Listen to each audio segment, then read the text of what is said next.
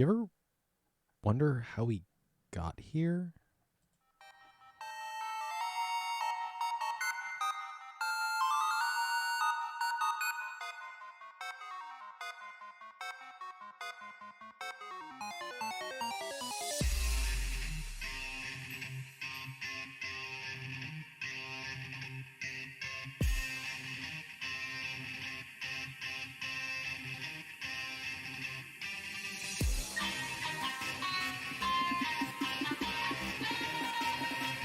Welcome to the Battle Science Podcast, a Pokemon Go PvP podcast where we...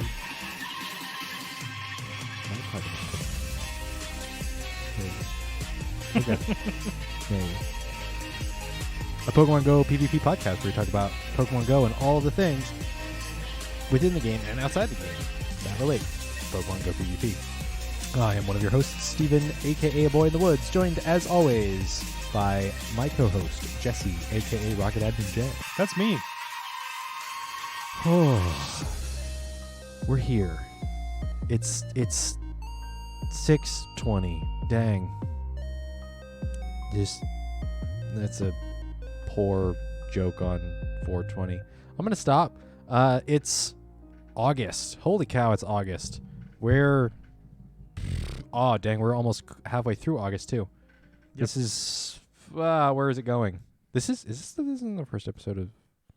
This is the first episode of the month. What is going on? Oh my goodness.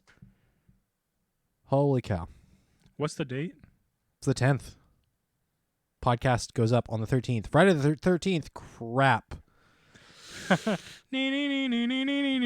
Is Umbreon a cat?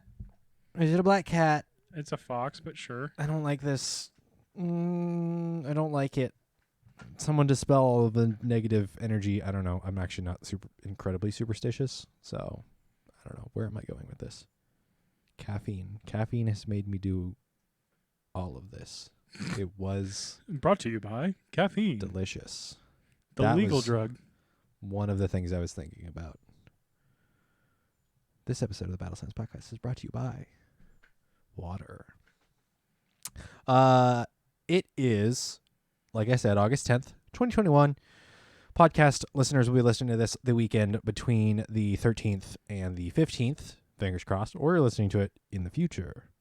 Welcome from the past. This month of August, we have wonderful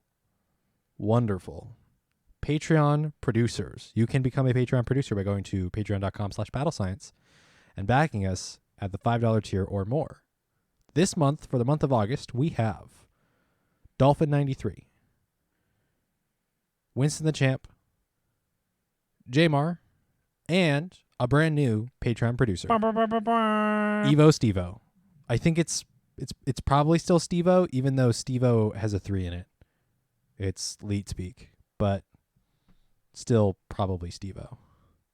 It's just Stethrevo? Stethrevo. I'm trying here. You're trying. I'm trying too hard. Thank you to our wonderful Patreon producers. You can join, you random listener, Todd, if you're listening, we appreciate you, Todd. You can become a Patreon producer just like Evo Stevo has for the month of September. If you go to patreon.com/battlescience and back us at the $5 tier or more, that gets you all of the podcast content before it goes up on podcast services around the globe and youtube.com/ just imagine the insert URL here. Yes. Alphabet soup noodles just spilling out of my mouth, forming the URL of YouTube. Again, follow us or subscribe to us. You don't have to click that bell on YouTube. Subscribe to us over on YouTube. Just search up Battle Science, subscribe. We're trying to get to that 100 so we can get youtube.com/battlescience. Patreon backers at $1 or more. So Patreon producers and everyone else that backs higher or lower, you can get the Battle Science Podcast 2 days before podcast services, even further ahead of, what was it? Spotify if Spotify is being a goofball and delaying the episode. Like we had to experience last week. This last episode took them a couple days. So Patreon producers can get it even sooner than Spotify listeners. If you back us on Patreon, you also get the Patreon exclusive. Do you listen to us on Spotify? Yeah. Oh. Take that, Jesse. You can also get the Patreon exclusive Battle Science After Dark podcast, which we will be recording August's episode next week, I believe. Yes. We'll be talking about D&D. Dungeons and Dragons, our experiences with Dungeons and Dragons and all that fun stuff. Feel good board game night. Yes. And let's see. Check us out on all the social medias. As we've done in the last 2 years, rounding out our housekeeping here, we are continuing our Extra Life fundraising. This year, year number 3, extralife.org. Let me get the participant ID 459125. You can search us on the Extra Life stuff, or you can check out the links that should be just about everywhere. I'm going to give it a shot, putting it in places. Search us up. Send a couple of dollars. We are thinking about doing some more Extra Life charity tournament stuff. What am I dragging? I'm trying to not unplug stuff with my shoe. Another charity tournament, charity stream stuff we'll be doing here in the next couple of months. Our goal this year is drastically higher than what it was last year. Our goal this year is $898. That is the complete Pokedex from Bulbasaur all the way to... Is it Melmetal is the final one? Currently, yes. Yeah, Melmetal is the newest and the last. Hold on. I mean, if you go into Pokemon Go's Pokedex, that's the last one. They haven't officially placed it because it was between Alola and Galar. But the Galar... my question is, Galar's expansions came out. And so... Highest number first. Yes. Calyrex is... Calyrex is the last Pokemon. At 898. Okay. Yep. What happens if you search Melmetal? That is a good question. If I can spell it. M-E-L. Metal. God. Melmetal. It's Melmetal. 809. Okay. So they did put it between the two gens. Yes. So they put it, I guess, before Galar? Which would have been before Grookey, right? Because usually it's the grass that's the first one. Let me see. If we scroll down and we scroll down and we scroll down. Yep. Yes, it is before Grookey. It is after Zeraora, Meltan, Melmetal, Grookey. Which means that it came in after the Ultra Beast, but before Galar. Yes. Stakataka. Stakataka. Stakataka. Okay, thank you. Anyway. These are whack. These are whack. Ultra Beasts are going to be crazy. Yeah. Especially Guzzlord. Is Marshadow a... Marshadow's not an Ultra Beast. It was another mythic between. Fighting Ghost, that's going to be whack. Thundercat and that thing were between... They were featured in Alola and came out before Galar. They're like the Meloetta and other mythicals. Neat.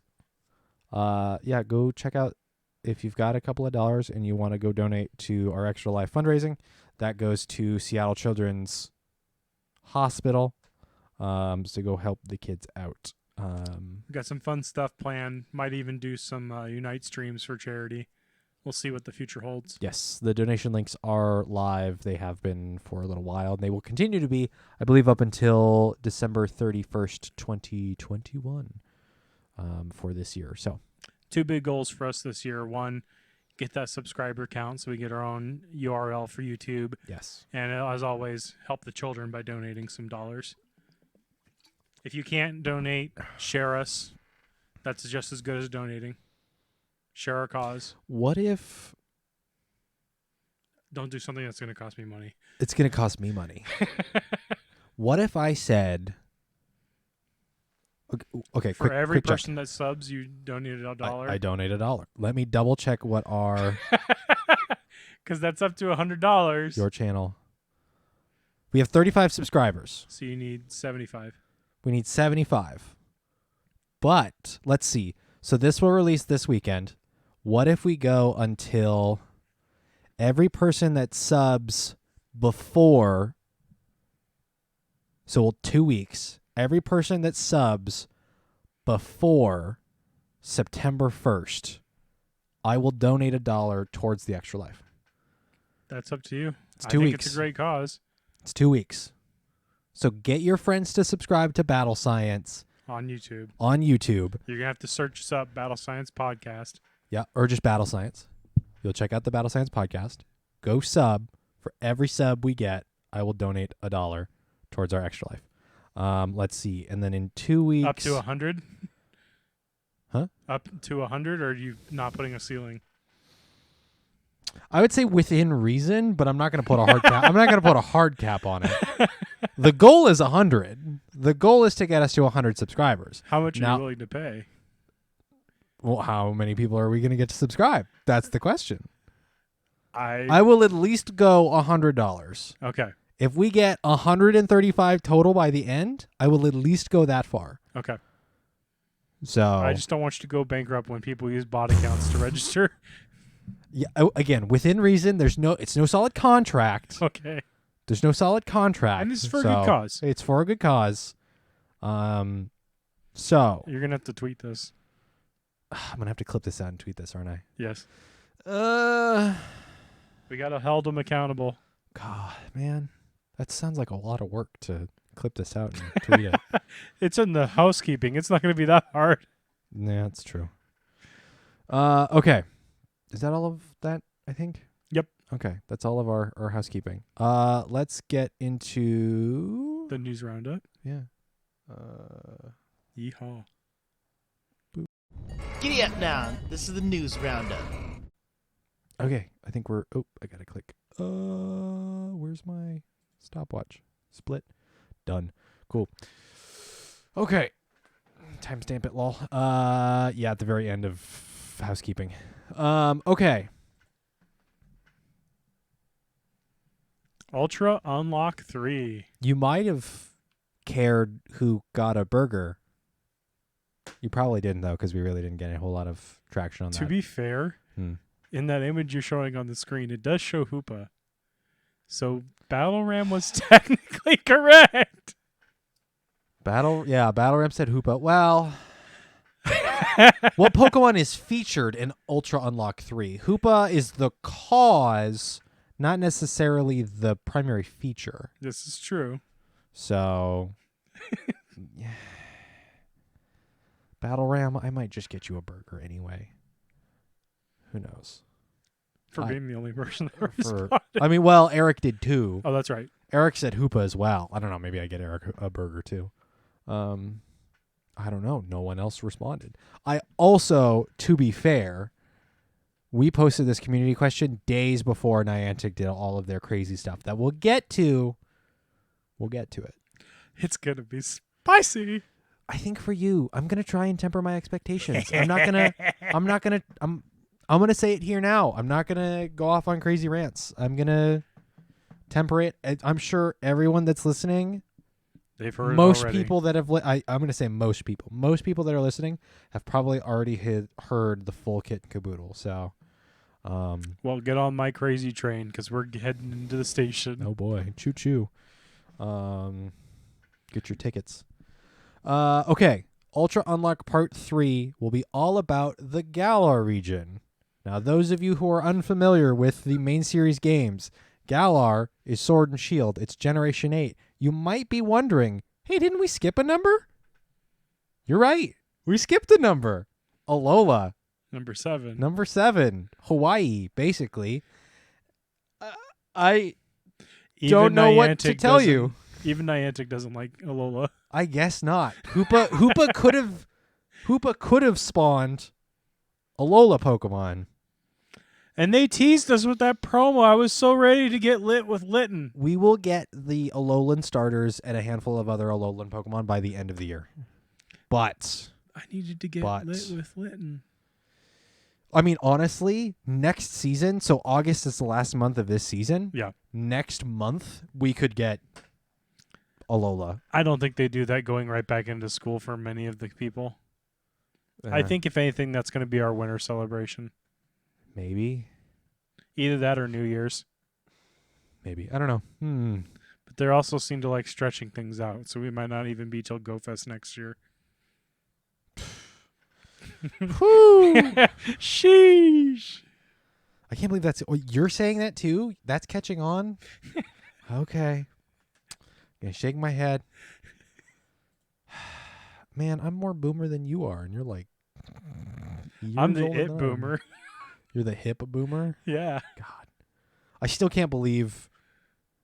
Like...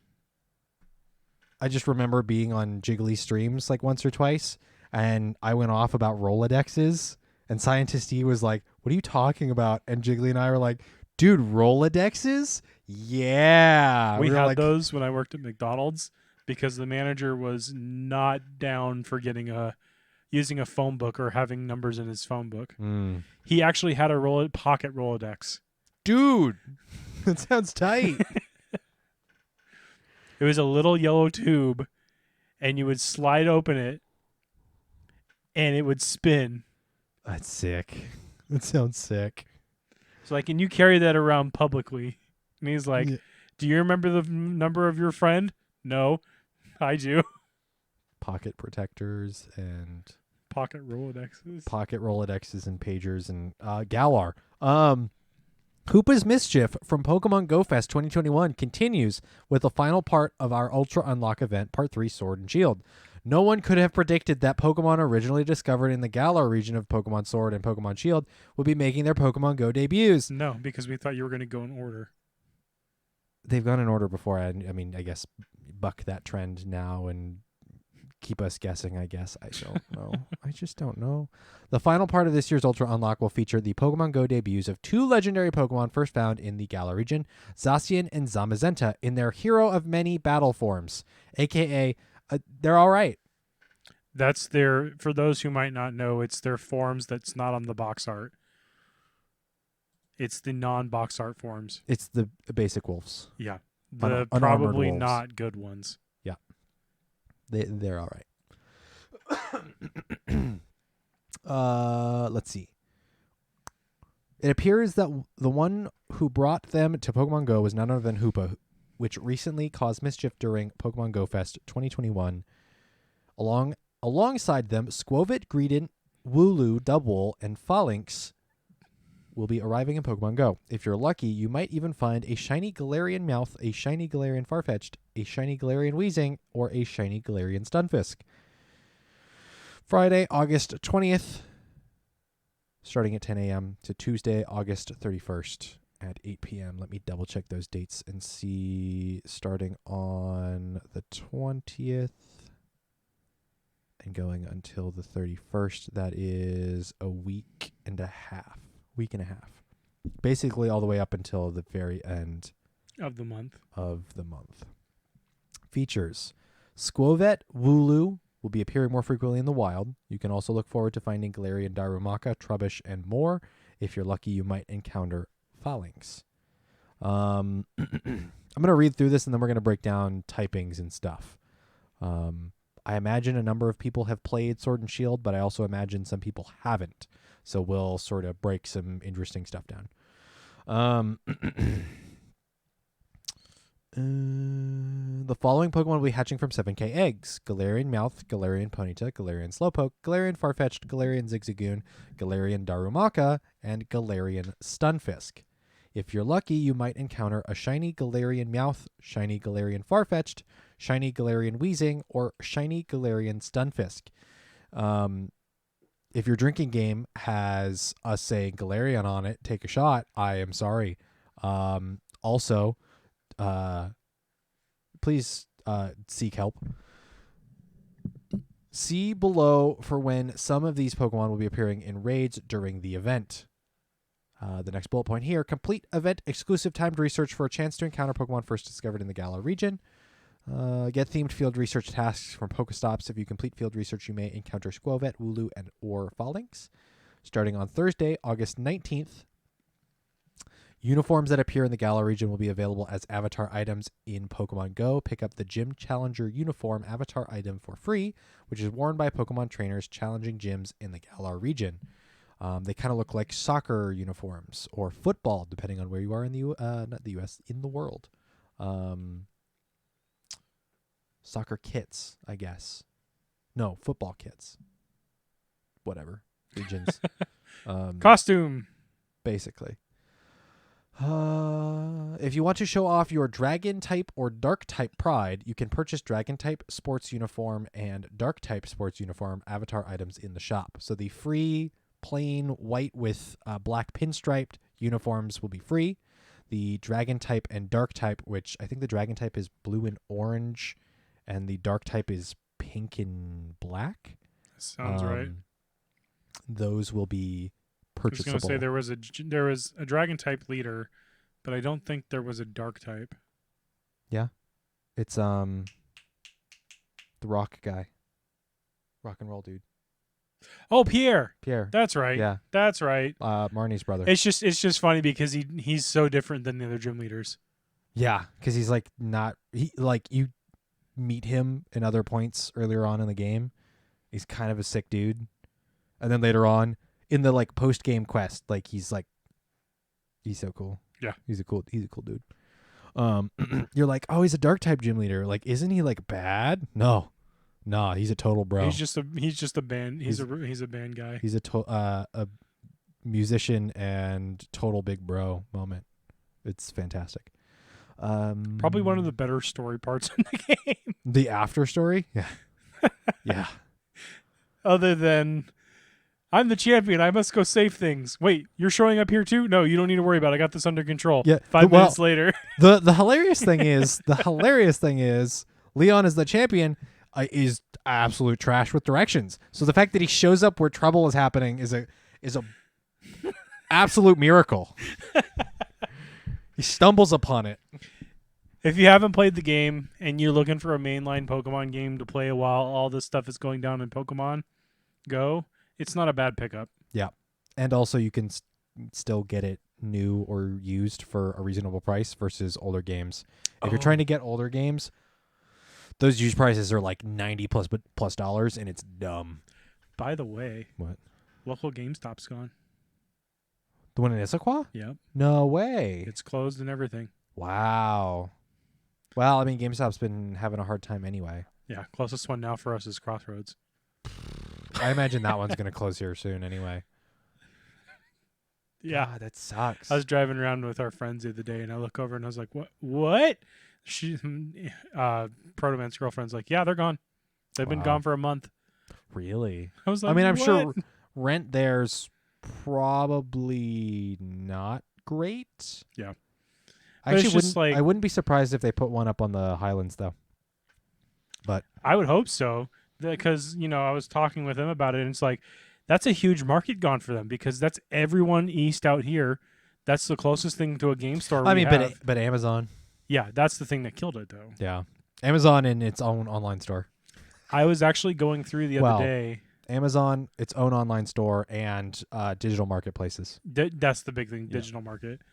But it's like I almost want to write a letter saying thank you, because I went through my computer a couple months ago. Every time they had a game release, I took a picture that we had a huge line of people there for. Pokemon, Halo, Smash Brothers. At some points, we were having LAN parties in the parking lot. Dang, dude. And I have pictures of it. We're never going to have that experience again. What, a LAN party in a parking lot? Well, no, game Let's release, do it. night That's releases true. like that. That's true. Yeah. Yeah. Sad. It was that one picture I showed you, and you're like, oh, I know that guy. Do you remember that? Vaguely. When there was these like 3 kids sitting there playing Xbox, Uh-huh. and there was like a big red container, and there was a TV on it. Uh-huh. Yeah. That was outside of GameStop. Yeah, Dang. that was at the midnight release for Reach. Dang. Let's see. Oh, starting on Friday, August 20th, local time, event-exclusive gift stickers will also be available. Pick them up in the shop or by spinning photo discs at Pokestops and gyms.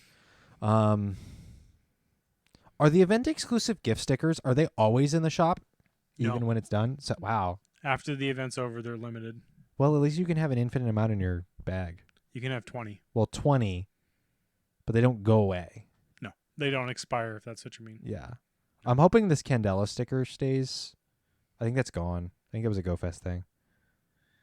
You're nodding. I don't know. I don't know. They don't really tell us. Yeah. They don't say, hey, after this event's over, these are going away. Yeah, because I like that Candela sticker. Team Valor represent. I'm surprised they don't just have team generic stickers. Yeah. Oh, the team icons? Yeah. Yeah. I would totally dig a Professor Willow. Why didn't they give us a Professor Willow sticker for his birthday? I don't know. It's Niantic.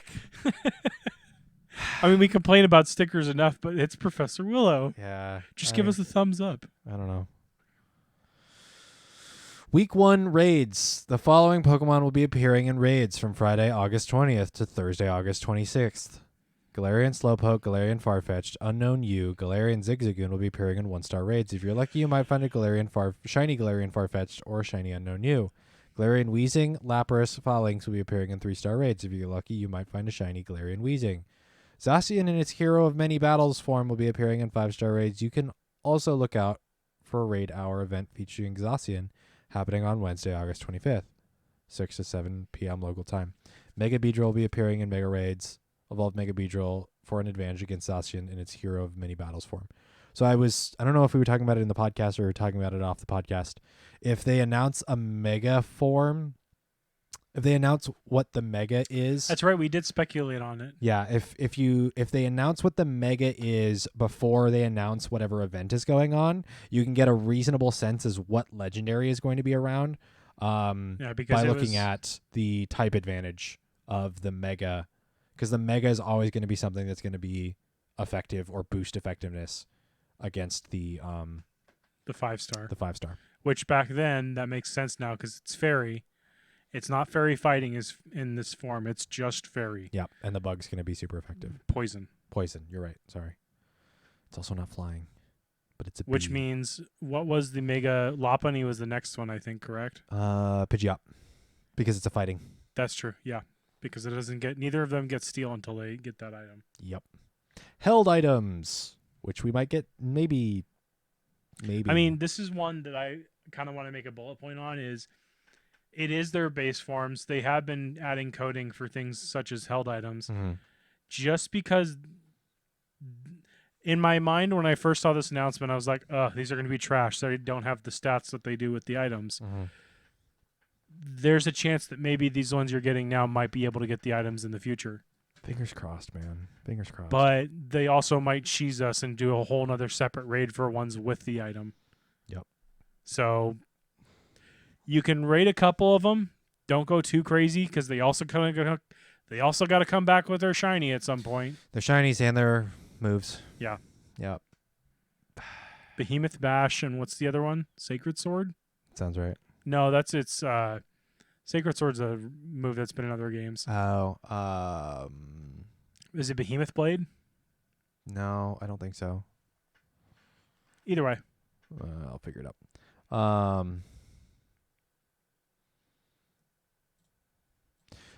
Let's see.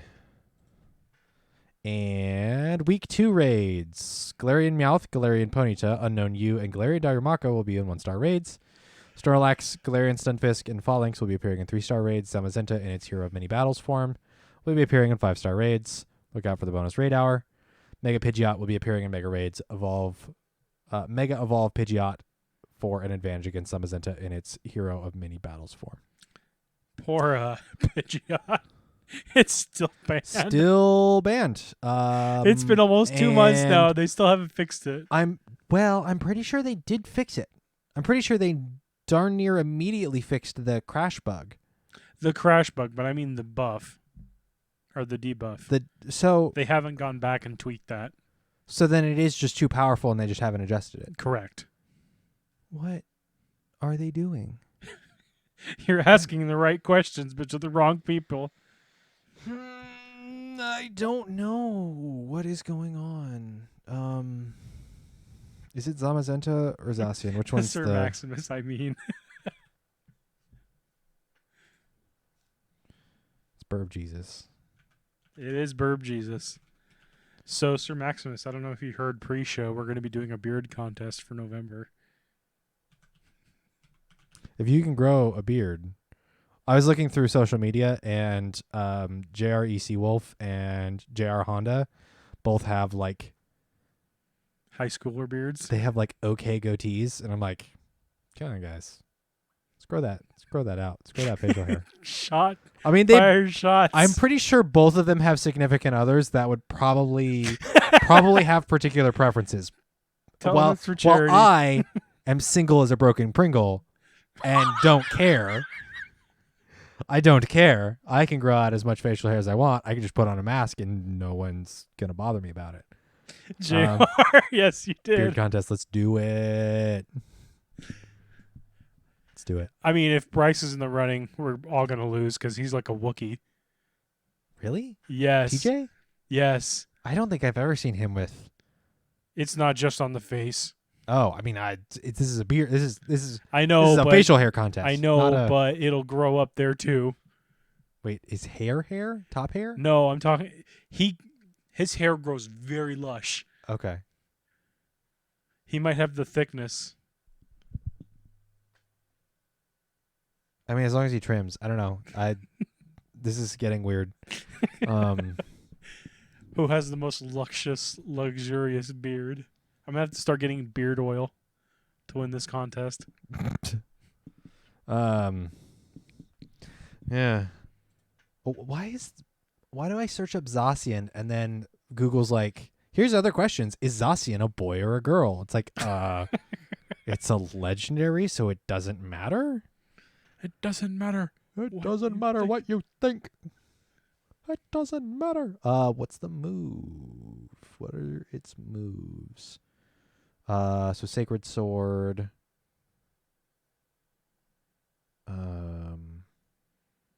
No, Sacred Sword. You're right. It is Sacred Sword. I guess so. Unless doesn't it have like a... are you looking at the base form or are you looking at the powered up form? That's by leveling up. I know. It's not a TM move. But again, are you looking at the base form? Behemoth Blade, so you're right. Behemoth Blade, okay. Yeah, from form change. So yeah. Okay. Yeah, so it's Behemoth Blade and Behemoth Bash. If Zacian knows Iron Head when it enters battle in its crowned sword form, Iron Head will become its signature moves, Behemoth Blade, until the battle ends where it becomes Iron Head again. Okay. Is Iron Head in the game? In Pokemon Go? Yeah. Yes. Oh, really? I think there's only a handful that know it. I think the one that comes to mind is Lairon. Oh, interesting. Because I know it's Metal Claw. This is kind of dope. This is like the it's like the black and white album art.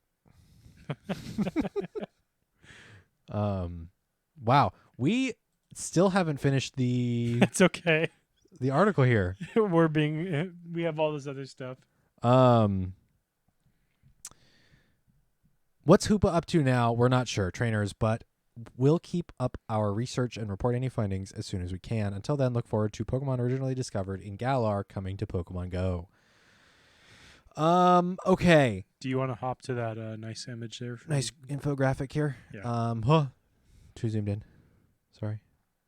Control plus. Where's my plus? Okay. So appearing in the wild, we have had Galarian Darumaka before. It is a ice psychic. It's just ice. Just ice? Yep. Okay. Versus regular Darumaka. Unnovan Darumaka. Which is just fire. Which is, I'm pretty sure. Oh, no, Zen mode. Yeah. Zen mode gives it Psychic. Yep. Which isn't in the game because it's a form change. Correct. So Galarian Darumaka, it's a nice type. I believe it's attack weighted. It's okay. I have not seen it used in PvP. If that tells you anything, I've seen it used in raids. Yeah, it's all right. Okay. Trubbish. We've seen Trubbish before. The new wild spawns. We'll see Wooloo, which is a normal type, and it's a evolution double, also a normal type. It's trying to think of. It's kind of like the Galarian form of like Zigzagoon, where it's just a normal type and it has some type coverage as far as moves, but overall it's kind of. It's your Rattata for that gen. Yes, thank you. Actually, Well, I guess that'd be technically- more Scoviet. Squovit. Squovit is a chipmunk. It evolves into Greedent. It's chunky. It's also Which, depending on its moves, might be really good for Great League. exactly. That's the that's sort of the we don't have any moves that are able to be these Pokemon aren't in the Master file. master file, so as it's basically pure speculation as far as what they're going to get. There are good moves that all of them can get. I believe both Double and Greedent, I believe both can get counter. Yep. The chances of either of them getting counter is incredibly slim, though. I would say more Double than Scoviet, because Double is meant to be a physical, like ram attacking Pokemon. It would kind of make sense. But if any of them, I think Phalanx is the most likely to get counter because it's actually a fighting type. Yeah, so Squovit and Greedent are both normal types as well. They're built a little bit more bulky.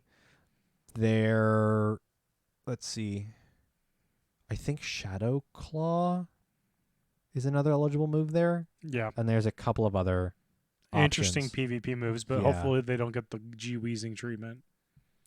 Yeah, because Galarian Weezing still doesn't have any moves other than Tackle for a fast move. And then I think it has like Dazzling Gleam and Toxic. It's, I want to say Flamethrower. No, I think you're right. Yeah, I think it has like the dumbest charge move set with just Tackle as a fast move. So fingers crossed. Play rough and Sludge. Yeah, I mean, it's bad. If it got a different fast move, then maybe. I mean, We could see it get Charm here. We Poison could. Sting would be a good move too. I don't think they would give it Poison Sting. They might. I don't know. It's a poison fairy. This thing could be absolutely bonkers, but its current moveset is trash. It might as well not even be in the game. Yeah, even the shiny's not that great. It turns it from like a bluish to what? Or no. Let's see. It goes from brown with green smoke to No, that is the shiny.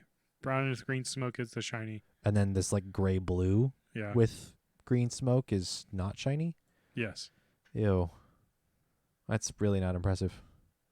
Yeah. Oh well.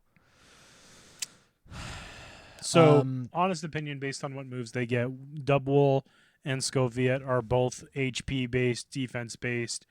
They're not attack weighted. Mm-hmm. Scoviet maybe has a little bit more attack, but they might have interesting play depending on what they are for moves. Because of their normal typing, much like other normal types, they can have a very diverse move pool in coverage. So if I had to take a guess, I'm going to say Double is going to get things like Wild Charge. It might get Flame Charge, which could be pretty cheese depending on what it gets.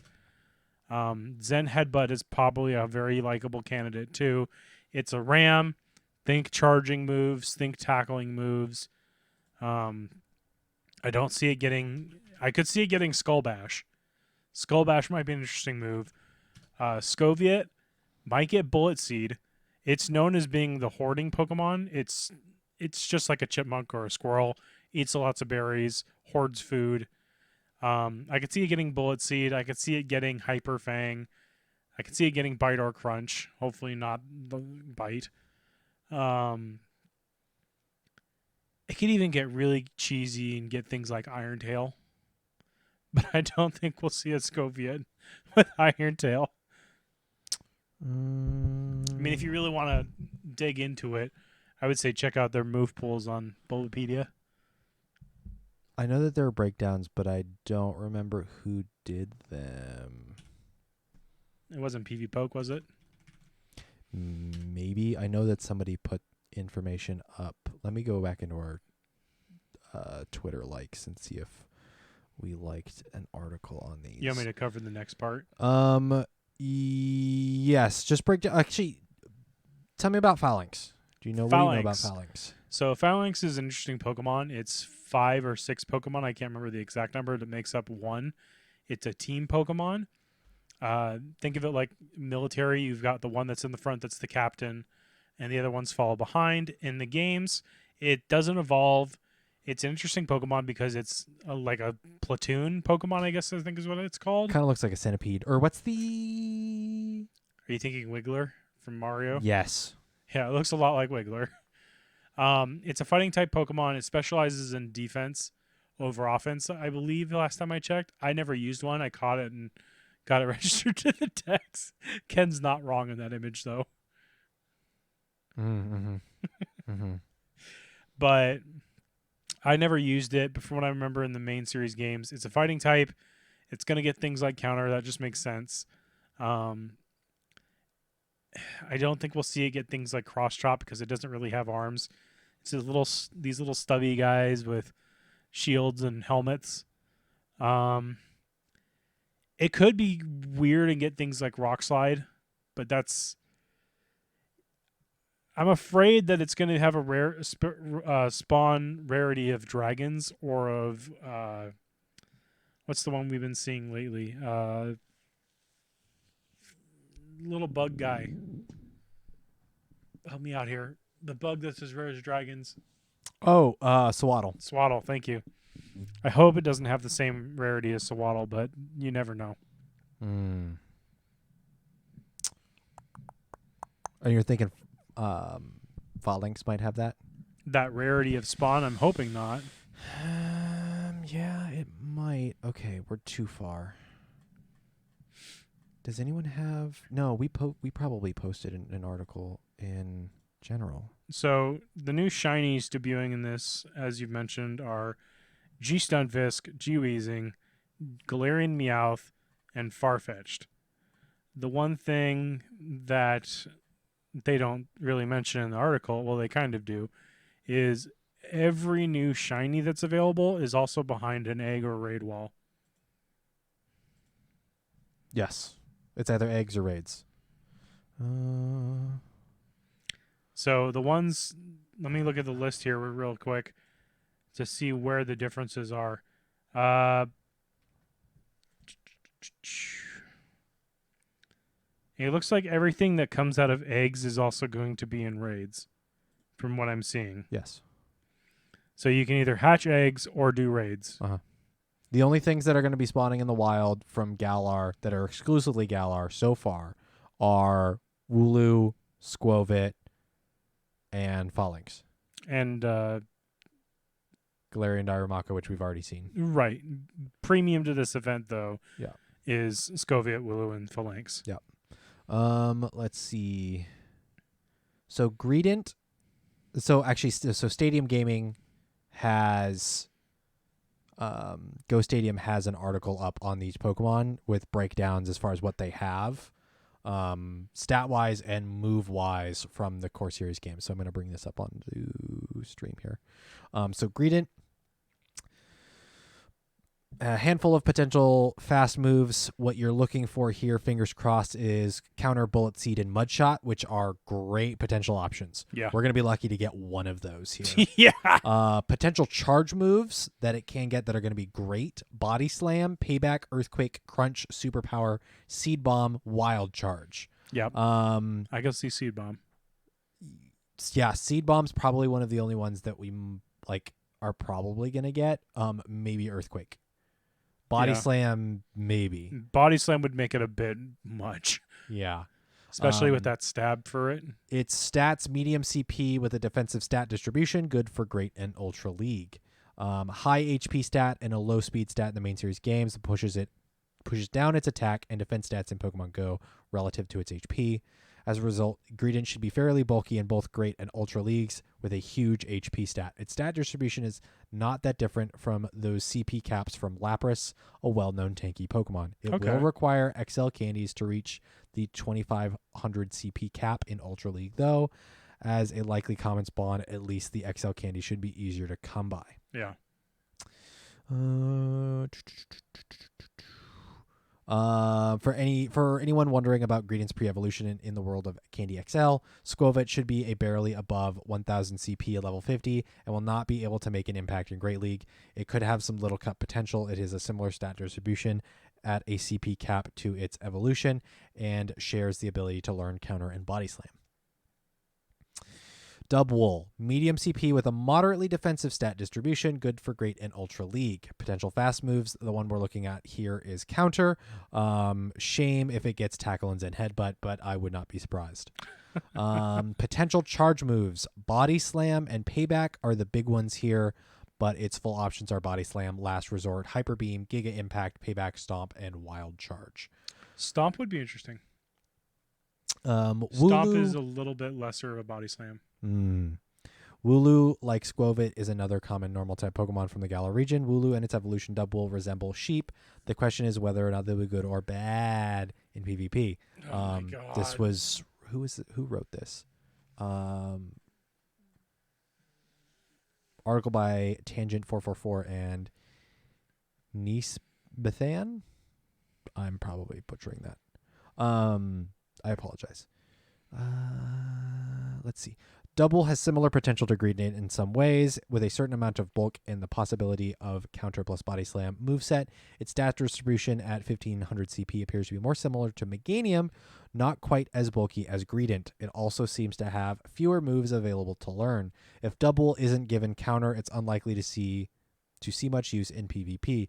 I imagine Scrublord Dustin and J-Farm are going to catch them and use them in Their a mock PvP battles. in a PvP video almost immediately. Yeah. So It's a cool Pokemon.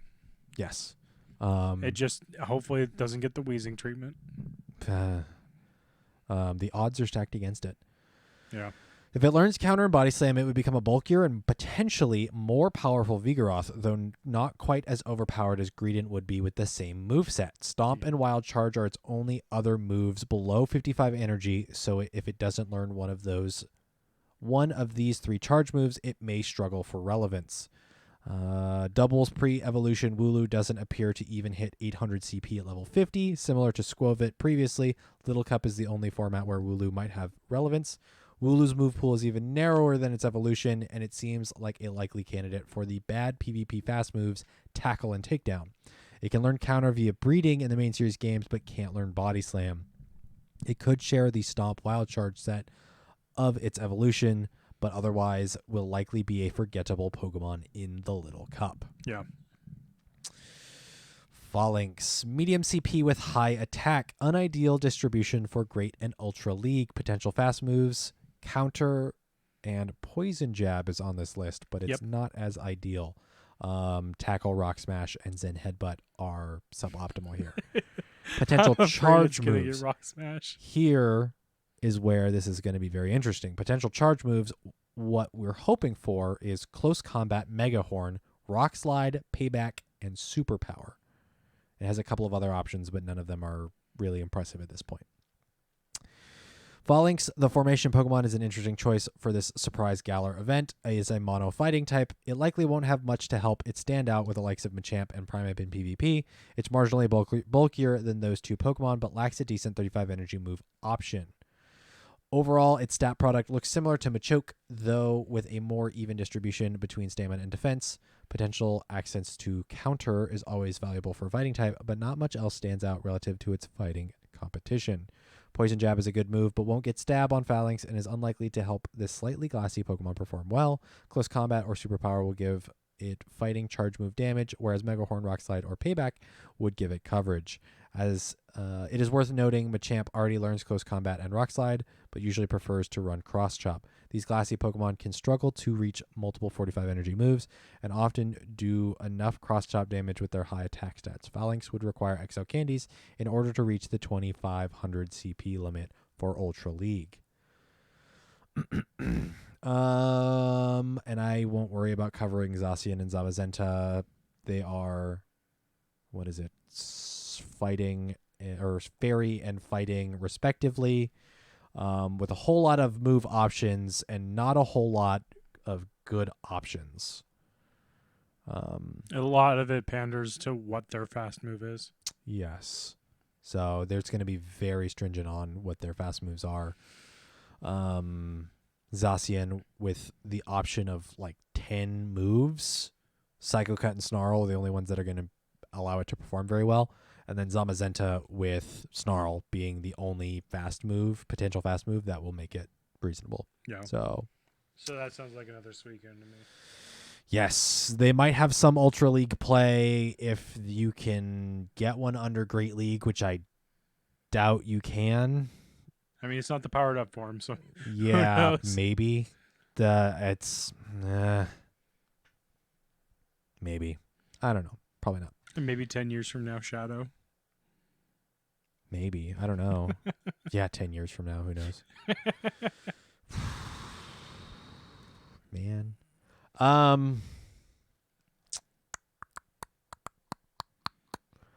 Let's see. This event, yay or nay? What are your thoughts?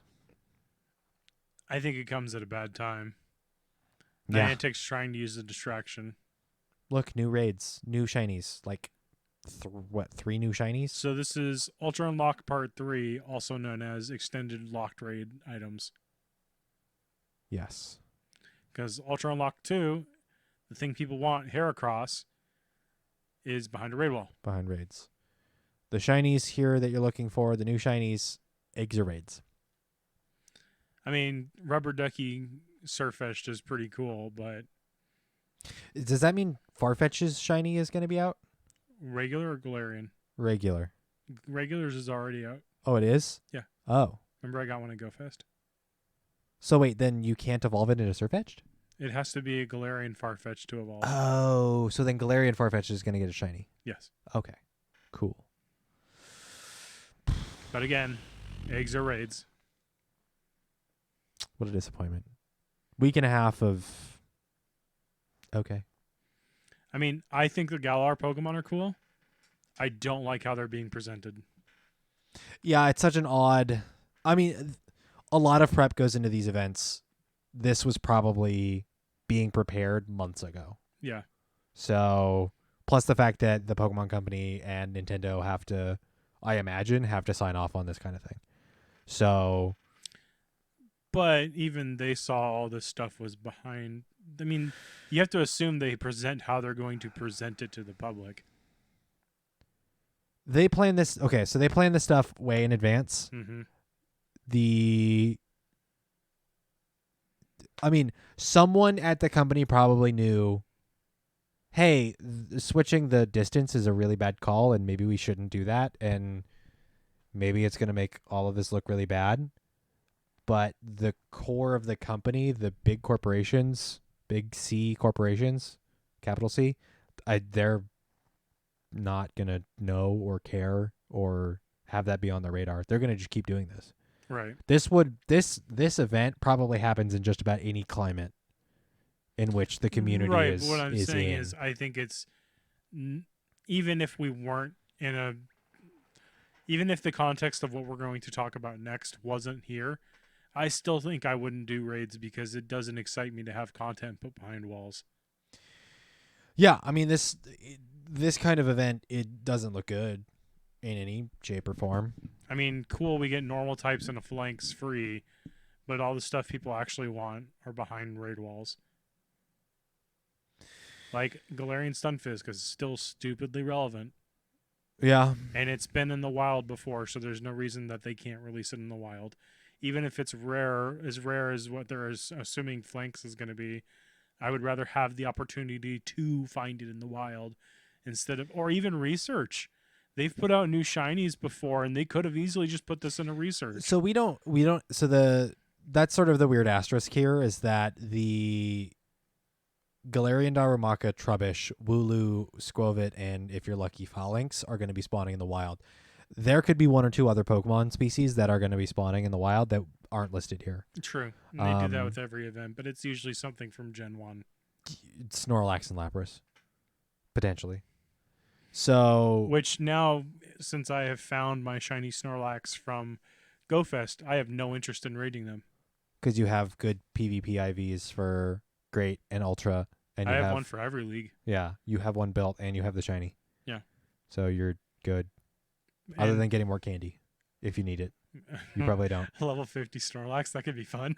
Oh boy. I got to rep that Unite main. Yeah, when they put out the costume for Watch out. the Pokemon Go costumes, or the Pokemon Unite costumes in Go, maybe if they're smart. God, man, they really aren't. I mean, out of everything on this image, I'm only going to be using my daily passes, and even then, I'll catch one or two of the legendaries, and the rest will just go to farming off either Galarian Farfetch'd or Stunfisk, because I don't need a good Galarian Ponyta. Where it's at right now, it doesn't have very good move and usage. I have a pretty good Zigzagoon. I could always just farm for more. I know that's one that some people still don't have a shiny for, so they're going to go for that one. Mm-hmm. I don't care for the Abominable Snowman. I don't particularly care for Weezing. I don't want Lapras or Snorlax. I don't even think I have it. No, I do have a Galarian Weezing. And that's all you need. Yeah. So, I mean, to each their... And Berserker is another one that's seen some play. But I think, honestly, if you're going to go for anything for PvP, it's going to be G-Fisk. Out of all of these options. Yeah. It just stupidly performs. It's like, what was it? We had the... what was the rock steel that everyone was going crazy for last week? Bastion? Bastiodon. Yeah. During the time event. Uh-huh. Then Niantic puts out Stunfisk, which does what? Beats the living hell out of those Bastiodons. Yeah, with the ground steel. earthquake. Yeah. Not to mention they're also putting Phalanx and Surfetched. It's like, hey, here's a cool resource to gather those level 50 Bastiodons. Hope you didn't dump all your resources in it, because now everything we're putting out is going to counter it. Yeah. Even Obstagoon counters it. Yeah. Literally. Yeah. I mean, I think the frustrating thing is for a number of these Galarian Pokemon, they're only exclusive to raids and eggs, which limits the farming of them, essentially. It limits the farming, or it limits the candy generation and candy acquisition. It limits the IV on base catch. Yeah, that's one thing And then Proto was complaining about. It also limits the IVs when traded. Yeah. It also puts them at a higher level, which means if you're looking for them for Great League, it's going to be very difficult. Yeah, you're going to have to trade with someone you just meet playing the game. Yeah, it almost benefits you to have an alt account that you're not friends with. Yep. Creating an alt account and doing those trades. Basically playing this event as an alt account and then trading, which We don't advocate that. It breaks the terms of service to have multiple accounts. It also plays awkwardly into Self Arena terms of service as well. So recommendation is to not do that. But the game itself is, with the way that eggs and raids are, and the way that trading works, very much pushes into, like, you and I caught as many Shieldon as possible during that last week, that week and a half of Ultra Unlock 1. Mm-hmm. I can't trade those to you because you will not get a 0 attack 15-15. Yep. It won't happen because you and I we're are best friends.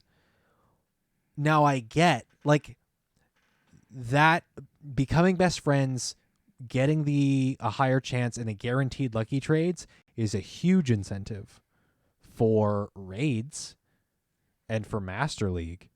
But when Ultra League and Great League are a legitimate thing and some of the most enjoyable content of the entire game, in my opinion, why are there so little incentives and so little support to get that, to get those IV Pokemon, to get those premier Pokemon? And I mean, the argument could come up, IVs don't matter.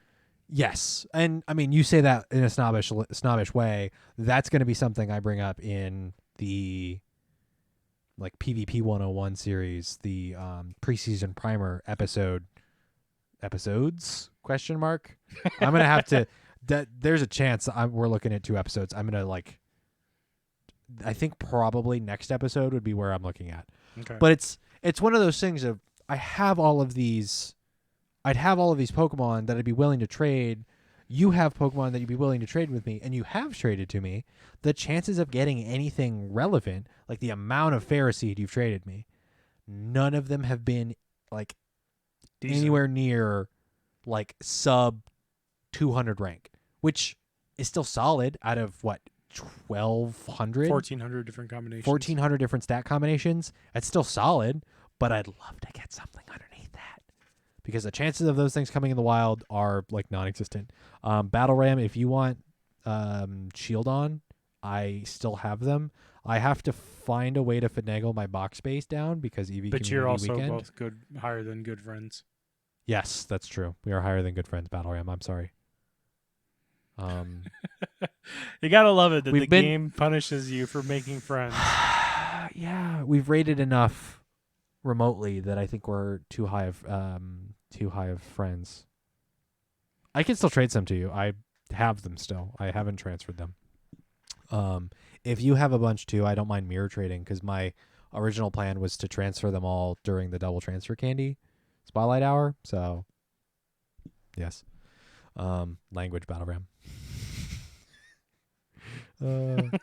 Language. But yeah, I mean, take it with a grain of salt. If you're somebody that enjoyed Galar, or if you're excited to see new Pokemon coming to the game, that's great. Go for it. Go crazy. Yeah, if you play for Ultra or Master League and you're looking for those higher stats, just go for it. Like, I'm not telling you no. It's just disappointing to see eggs and raids. Basically, the only way to get a consistent amount of these is to Spend money. farm and spend money. Or be one of those people that uses phone swings. Yeah, I mean, with one egg incubator, you can. It's all you don't about even distance. need to do that. You just put it as your buddy. Yeah, I mean, but that doesn't get you new stats. No. That doesn't re-roll stats No, every time true. you get a candy. But if you already have one of these, I mean, you're not necessarily waiting for the event. Yeah, the game is in a state. Speaking of the game being in a state, let me unzoom here. Reset. Okay. Do you want me to read the whole thing? I'm pretty sure everybody's read it at this point. Okay. The Hashtag HearUsNiantic. the hashtag HearUsNiantic, the Pokemon Go community as a whole. I think primarily this was written by, I think it was attributed to Pokemon Master Holly. Is that right? I think it was Stadium that put it together. Stadium put together the graphic, but I believe Wasn't it Zoe? it was either Pokemon Master Holly or Zoe 2 Dots. And yeah, I can't say for sure. I want to say more so Zoe, I think.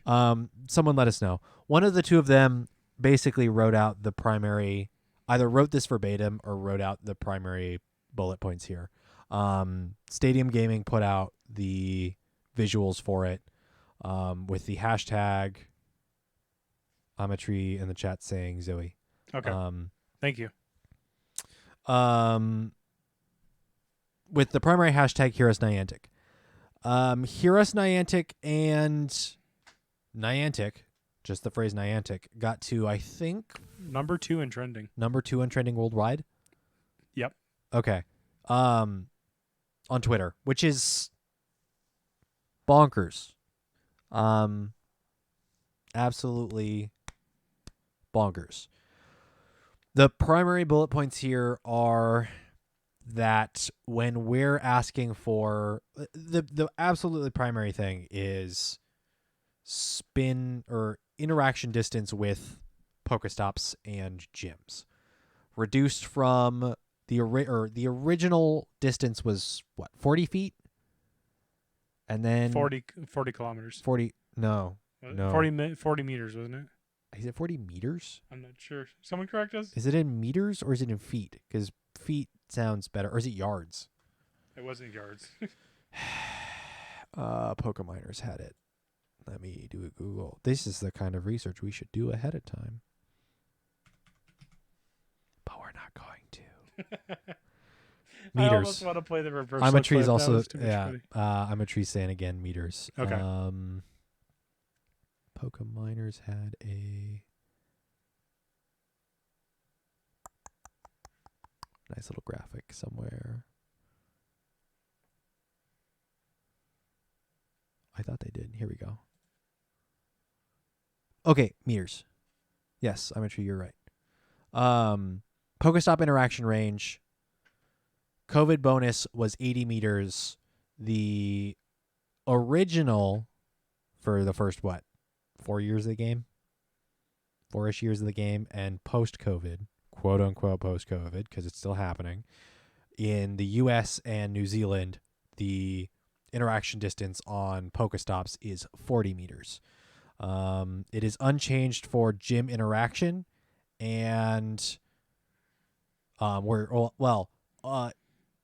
the distance to click on a gym and see the information on the gym. I think the raid distance is still Yeah, it's the distance. That's the full extent of the distance you can see a gym on a map. 2,000 meters. Yes. And then remote range without the invite is 3,500 meters. So the primary complaint is that, one, COVID's still going on. It's not necessarily safe to force people, quote unquote force. It's not necessarily the safest option to require players to get closer together to spin stops and interact with points of interest. The other primary reason here is that the community as a whole has come to the understanding that the 80-meter interaction distance is a vast improvement to the quality of general gameplay, both for every player, bar none, period. 80 meters made the game more enjoyable and actually playable for an entire new group of players. So, with Niantic's announcement month plus ago, saying that the US and New Zealand would get rollback of COVID bonuses, the community said, hey, that's not a good idea. As we got closer and closer to August 1st, the community continued, hey, this isn't a good idea. We saw new variants of COVID. We saw upticks in hospitalizations. We saw upticks in cases. We saw upticks in COVID deaths. The August 1st happens.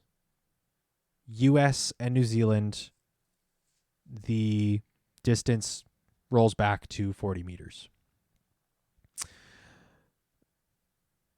Me as a community member, Jesse as a community member, as people that play the game, as the entire community got HearUsNiantic because the community as a whole for a month plus has been saying, please don't do this. Please don't do this. It's almost integral to the game. It's a huge quality of life, and it's not the right time to do this. And it's the most easiest switch. It's literally probably in a piece of code, changing it from 40 to a number it's from a 40 digit to 80. value. Yes, 40 to 80. Maybe it's in a couple of places, but it's It's a number.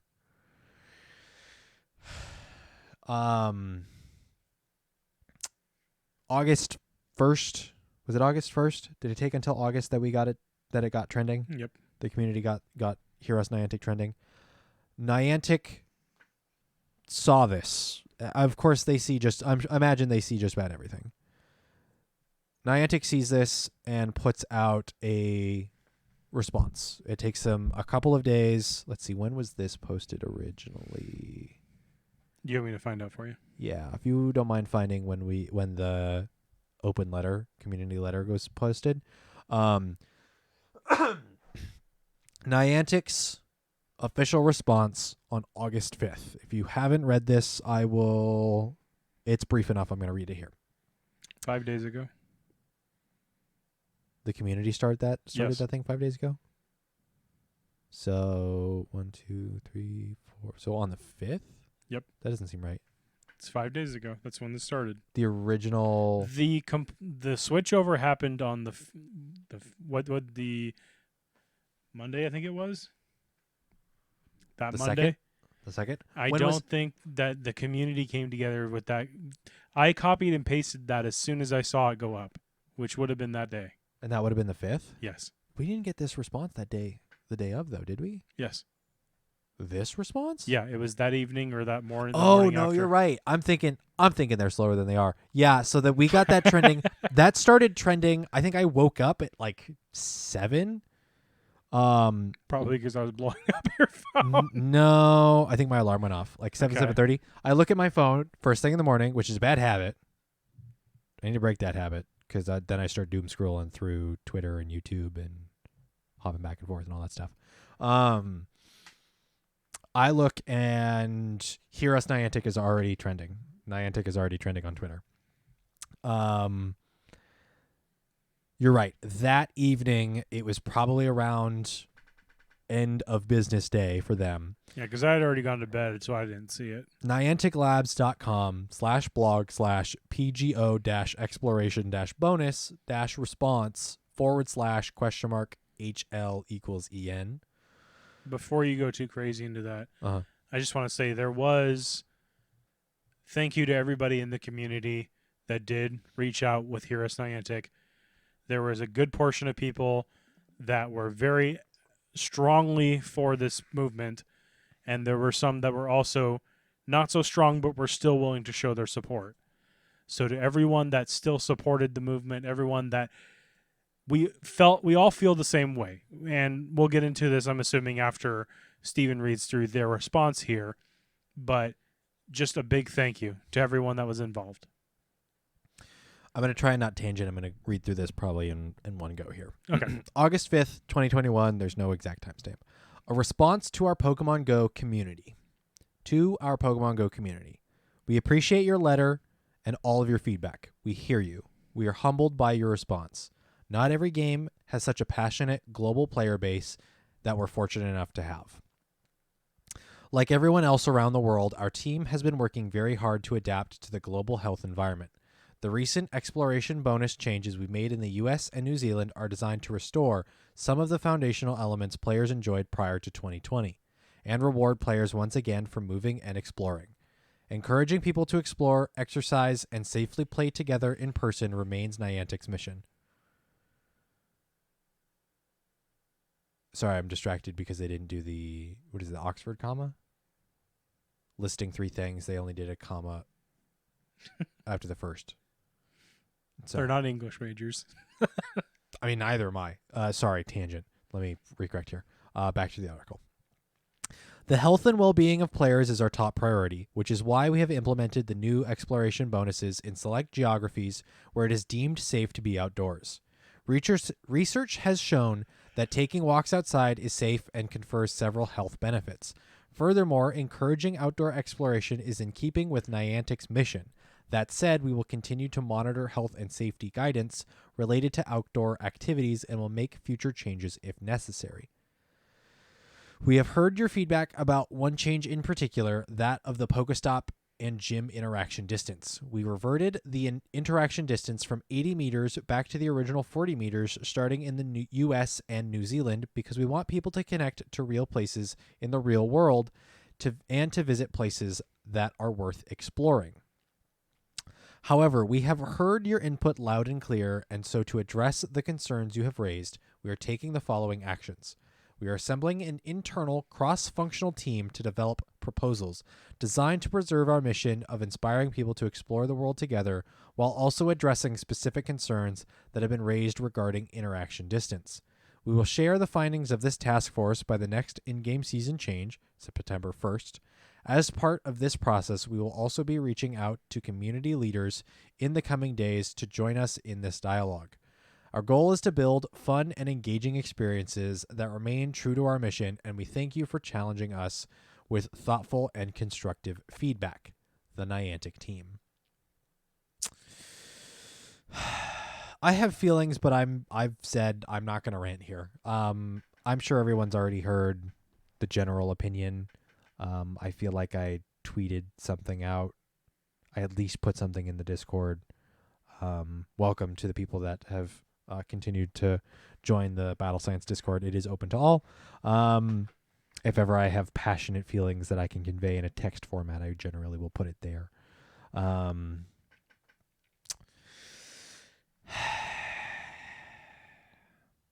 Hey man, they said something. They said something. They put words on a page. Feels like copy paste to me. It's not great. I mean, you read between the lines and it sounds really corporate. Yeah. Buzzwordy. That's what it is. It's a corporate response. Yeah. Can you squad assemble? Huh? Can you squad assemble? Elite Task Team. Oh, Elite Task Force. Yeah. The Elite Task Force is going to be Jesse, James, and Meowth. Oh. Meowth's the name. I don't know. I think I speak for a lot of people when I say that like this was just really disappointing.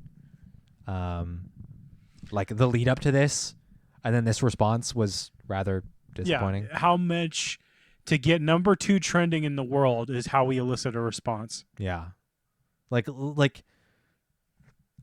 Pidgeotto being banned this entire season, 3 months, no response.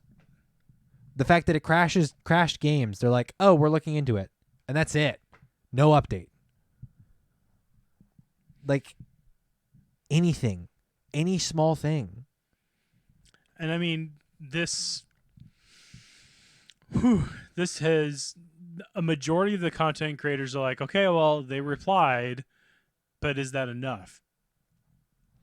And a lot of the content creators that have worked with Niantic in the past, they have had dialogues with Niantic in like ongoing. Yep. Not only being, featured guests at Events and local such. events in the past, but have continued to have a dialogue with Niantic as the game's ongoing, have said that they have spoken to Niantic and Niantic basically hasn't responded.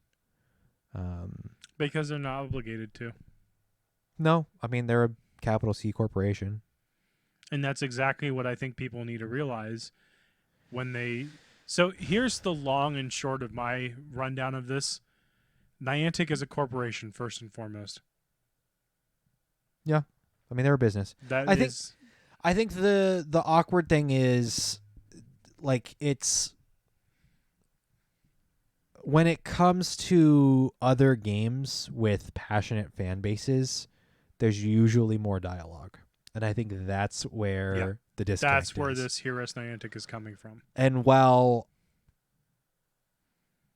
like I because I have the personal experience of playing Destiny and playing Destiny 2 and knowing like Bungie's history as a game developer that has developed the Halo franchise and the Destiny franchise, they have stepped up in ways as far as communicating. Like they have a weekly post about updates to the game every Thursday with here's some cool stuff we're working on. Here's a little bit of community interaction. Go play the game. Go keep having fun. And it's a similar game in a live service format where since this is up, I'm going to rotate to looking at you. Give me a second because my headphone cable is also going to choke me here. Now I can look passionately at Jesse. We can actually have a legitimate conversation. I need to fix my setup so I can better have a conversation so I'm not faced away from you. Bungie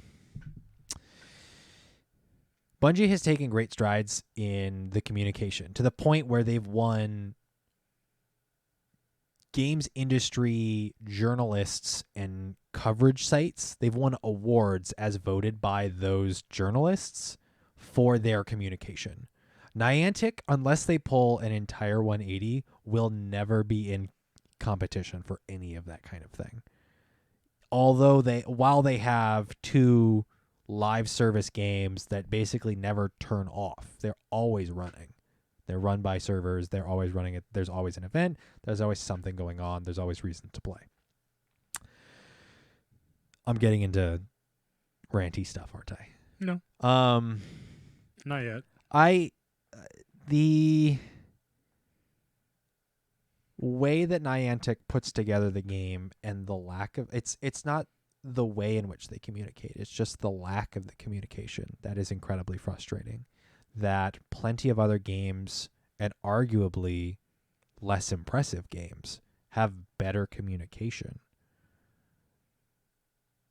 Like worse games have had better communication from their developers. Right. And it's such a bizarre relationship to have. They had 2 options and they took the corporate route. Yes. And there's about a bazillion questions that, can be asked as far as what is happening behind the scenes and what were you thinking? What are the options? Like I don't want to go down the rabbit hole of the particular article that I sent you, the Glassdoor review from a previous employee. I posted it in the Discord. I don't know. There was a programmer service. What are they called?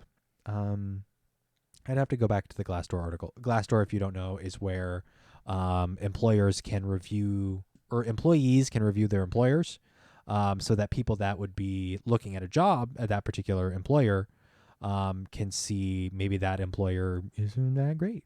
Or so like take Blizzard for example. Take Blizzard for example, with all of its misconduct allegations and a lawsuit from the state of California. The Glassdoor reviews of people that are leaving probably say, hey, my boss constantly makes me super uncomfortable and is borderline, if not crossing the line, into sexual harassment in the workplace. Don't go work there. Yeah, makes great games, tons of sexual harassment. You look at those Glassdoor articles, you probably see that all over the place. This particular Glassdoor article written by an ex-Niantic developer, it's on the tip of my tongue as far as what the job title is, but it's software engineer. So they worked on basically programming features and improving features when available, improving features within the game. Made a handful of comments basically saying there are people there that work at Niantic that play the game, that understand some of the community issues, but there are a vast majority of higher ups, both managers, mid-level managers, and above, that basically dismiss any time there's a problem within the game, that the developers that want to fix them dismiss those problems. Basically say, no, that doesn't matter, work on this other thing. Or, no, that's not actually a problem, there's something else. The article leads a lot of credence to what basically has been happening at basically what our understanding of what Niantic is like. Yes. That it's They don't like to talk about negative things. They don't like to talk get about swept negative under the things. They want to keep making progress on features. They don't want to. They want to include new features and make progress on events and stuff. They don't want to go back and fix things that have problems. Yes. They don't want to make improvements on existing things. They're hoping you'll forget about it. Maybe that's the reasoning, but that's one of those like bazillion questions that it's like maybe that's their reasoning. Maybe Like, it's. I remember reading the article, and they mentioned the Buddy AR feature was something that was really, really heavily pushed, but I guarantee you 1 in 10 players knows about it. Yeah, where you and the amount of programming that goes into it, and it also doesn't work that fantastically either. No. Where you and a friend can have your buddy Pokemon show up in an AR photo together. So you can place your AR buddy in a particular zone. It creates essentially an AR sphere, which is another project that we see them announce today that they're going to start working on, is a way to globally map your area with AR. But again, it's one of those features that, much like, I don't know, let's take, for example, submitting Pokestops. There's a good portion of people that don't know that they can do that. Don't know how, or don't have enough incentive to actually do it. True. Or the world map of where your gym badges are from. I think you would be surprised to see how many people don't know about that. For those listening that don't already know about that, go to your gym badge collection on your trainer profile. There should be a map icon. There's a nice little like 8 or 16-bit map that shows where all of your badges are from around the world. It's a fun little quirk that'll probably never get touched up on again. Just like when the game came out, we used to have map data on where you caught your Pokemon. You could go to the bottom of the Pokemon's info, and it would show a map, like a detailed Google map of where you caught it. I mean, we're starting to see that again with the where, how, when, and why you caught the Pokemon information. Like, take, for example, anything from GoFest. You caught this at GoFest during this event, during this time, or maybe it was a GBL reward. So they are kind of bringing that back, but there's a lot of stuff that the Glassdoor review, as a software engineer, they discussed that they have these known issues. They presented them. They didn't care. They said, work on this cool AR feature instead that now no one uses, like the scanning. Yeah. How many players in your community have you done the scanning tasks? Ask I have them one saved. how many. Ask. Yeah, exactly. Ask how many players in your community are actively doing the scanning tasks versus how many of them have one scanning task in their research inventory just so that they can't get any more. Guilty. Same. I have one from actually. Mine's a Poffin. I think mine is too. I'm trying to see if it's from a notable place, and I don't think it is. But the reason I think a good portion of people also don't do those is it's their way. Also creepy. Well, that too. Because that is you're a thing moving too. your camera around to see and scanning an object in usually a heavily trafficked area. But it's also a way for them to take older Pokestops from beta and earlier, and from things like Ingress that might no longer exist. And if you scan it, it could be removed because it's not actually there anymore. Yeah. And who wants to remove points of interest when Niantic likes to limit the ones we get already? Battle Ram, if you get one of those scanning tasks, it actually doesn't take up a spot in your task inventory. It just fills a spot where it would go. So you can leave one in and you don't have to worry about deleting it because you'll still have the option to have 3. So the benefit to keeping a scan stop task is it doesn't replace a research task on a stop anytime you visit another one. Because the scan tasks override the normal research on a stop. So if you don't have a scan task, it will prompt you to take the scan task first instead of giving you whatever normal task would be on it. Or event task. Yep. But if you have one on your research tab saved, like for me, I have one for one of the local post offices. If I remove that, the next stop I spin is not 100% guaranteed, but there's a really good chance it's going to give me a different scan stop. And it might not even be for that stop. It might be for a stop 4 or 5 blocks away. but it's usually something they want scanned because they want to update their system. So saving a research scan is not a bad idea because otherwise you can get screwed out of other research. Yes. Little things that the game doesn't tell you. Yeah. So go ahead.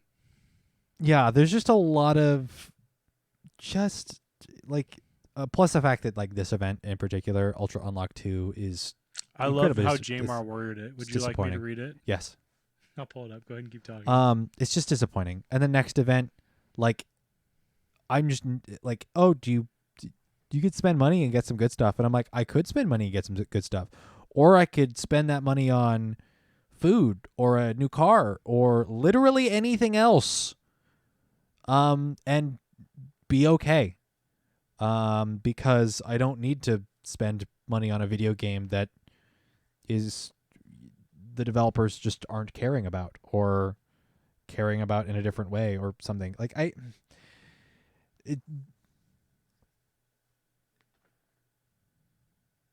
whether on accident or on purpose, this event and the next event between Shiny Heracross being in raids only, and well, Heracross being in raids only, period, all over the globe, let alone the Shiny Heracross being available, Shiny Palkia, and next Ultra Unlock with the Galarian formed, the Galarian variant Pokemon being incredibly important within PvP, but also being locked to eggs and raids. Whether on accident or on purpose, Niantic's greed is really showing. Like, really showing. And so it's quite awkward to be... It's very awkward to want to be engaged in this game. So X3DXJMR159 from our Discord. Every year, the Ultra Unlock events are, quote, congratulations, trainers. You've unlocked the privilege of spending more money on new shinies in raids or eggs only, end quote. Yes. I mean, I'd have to go back and look at the previous ones to, like... No, he's not wrong, because the last confirm. year's was the Articuno unlock, where they put out the shiny in the Hurricane Legacy again. Oh. And we went through the birds again. Huh. Yeah, that's disappointing. A couple other things to kind of wrap up this thought process is probably the best word I can say. One, if you want to boycott Niantic, if you want to not spend money, if you want to go free to play, or if you want to just quit it all, that is your... What? Automod. Oh, Automod held a message for bullying. Allow it to post it in chat. Randall's... I'm going to allow that one, Randall. Randall says Niantic is a turd. I guess Automod is correct. Technically, that's bullying. I'll allow it. So this is going to tie into two things. One, if you're someone that wants to quit the game over these changes, make sure it's over the right changes, but that's also your personal choice. Yeah, if you want to spend hundreds of dollars to get Shiny Palkia, get the amount of XL candy you need to max out a hundo, or Shiny Heracross or Zamazenta and Zacian and all of that, like... What am I going to do? Stop you? We're not here to tell you not to. Yeah. Enjoy the game the way you want to. But do not bash against people that are deciding not to spend money. Yeah. And vice versa. People that are spending money, let them do their thing. If you quit because you think by me not spending money on the game is going to make things change, that is your decision. Will it affect it? Probably not, because Niantic is such a huge corporation and they have so much money from these past events. The reason I think they announced this change now in August is because they have the cushion to fall back on from their GoFest sales. Sure, there's going to be a lot of people from now till September 1st until they hear a reply about how things are going to change from this task force or whatever they're going to do, that is going to put a dent in their wallet for some people. But that's a statistic that I don't even want to think about right now. There are going to be people that go hard and buy every raid pass that they can and do every raid that they want to, and that's fine. Just let to be known, if you want your voice heard, speak with your wallet. Do not put down other people. If you see people commenting, look at all these shinies I got from raiding today, do not discriminate against them. That is their choice. And the same goes for people that are standing up for their rights and being HearUsNiantic. People that are paying to play, do not put them down. There's no reason. This is their choice. There's just no reason to discriminate. You're on the right path. Discriminate's not a dirty word, but a word that has different context given everything. A little bit of hair on that mic. Yeah. I think I'm going to change these pop filters out here shortly. There's no reason to go after anybody, to attack anybody. There's no reason to... Don't attack your fellow players. There's no reason to put down anybody. There's also no reason to put down Niantic. There's no reason to go after employees. There's no reason to not be civil, basically. That's what it is. Play the game you want to, how you want to. Play the game that we all have access to in the way that you want to, in a reasonable manner, and behave towards other people in a reasonable manner, because they are just that, other people. I can hate big C corporation, capital, big business, Niantic. I can be unhappy with them. I can shake my head at the people that are spending hundreds of dollars on raids. They can do what they want. I can be like, oh, you got the pink shaded Palkia. Probably got that by spending some money. I can shake my head and be disapproving, but I'm not going to tell them no, stop. I'm not going to try You're and doing bat it their. wrong. Don't feed the big. I'm not gonna do that. Yeah. I'm not gonna be aggressive or anything. I'll be disappointed. I'll shake my head. That's it, and I'll move on. And if you're one of those people that wants to quit because of the way Niantic has been acting lately, that is fine. That is your choice. It is incredibly disappointing, the state of the game currently, especially with the practices that we've been seeing come out of recent. Mm-hmm. Has any of this changed in the past 5 years? No, but we've been presented. The presentation has been better. Mm-hmm. Yeah. Right now, that's the problem, and that's why it's standing out. If you haven't caught on by yet, it's not people upset about just the distance change. It's the fact that the last 4 to 5 years, the presentation has been bearable, but it's not anymore. Yeah.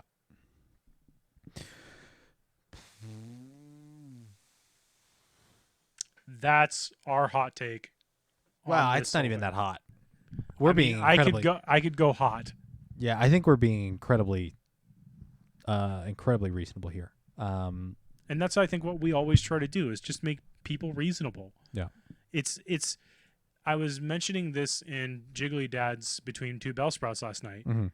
The one thing that keeps me coming back to this game, other than something that gets me off my butt and makes me go outside, is the community.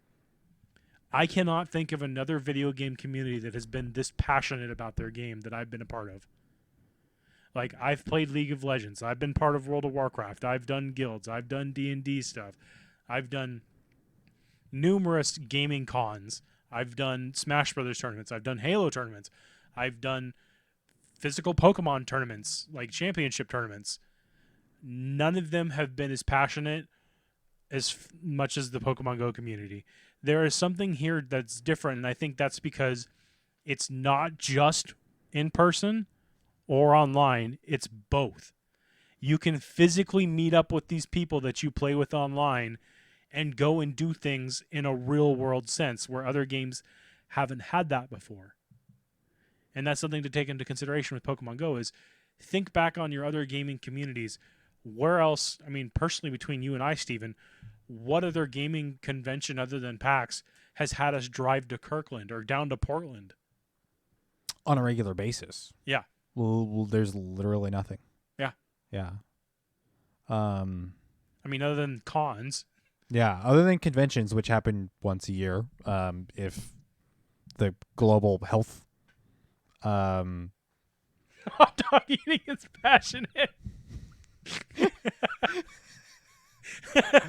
Especially when you make eye contact. So the context for eye contact there. I love doing that at self-tournaments, in-person tournaments. making eye contact in the middle of a battle? Yeah, because you see the person sitting there, you're doing your charge move, and they look at you to see what charge move you're using based on the animation. So I just look at them straight in the eye while I'm just spinning in circles. And it wigs them out so much. It's uncomfortable. I loved the first time Kano caught me. I caught him staring at me to see what I was doing, and he just looks at me. Eye contact. He looks straight at me and looks away. Oh, makes it uncomfortable. I love it. This is interesting. But see, Jamar's one of those players. He'll stare deeply into your soul. He's one I can't shake. What is it, like mean luck? No, we just smile at each other and look passionately in our eyes. Oh God. Smiles. All right, I'm gonna transition to another topic here. Do you want to go into Season 8 Ultra League updates? We are an hour and 40 minutes into an episode that we figured it would be shorter. Yeah, I mean, just kind of quickly mention things that were used. So Ultra League is over. Uh-oh.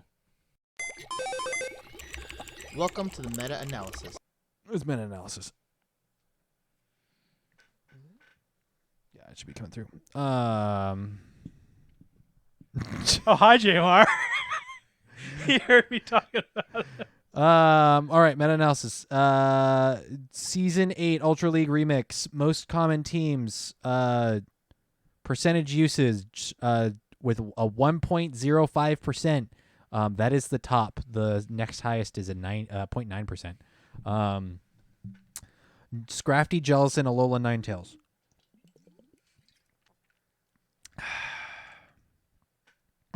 0.9%. Mandibuzz, Nidoqueen, Politoed. Nidoqueen, Mandibuzz, Scrafty at another 0.9. 0.75%. Ninetales, Alola, and Jellicent, and Politoed. So some interesting but not incredibly surprising Ultra League Remix usage here. Yeah. Yeah. I mean, I like the image. I think it's from The Office where it's the lady sitting down and there's two images and they're asking to show what the difference is, and she's like, these are the same image. And it's Great League and Ultra League, and it says XL on it. Yeah.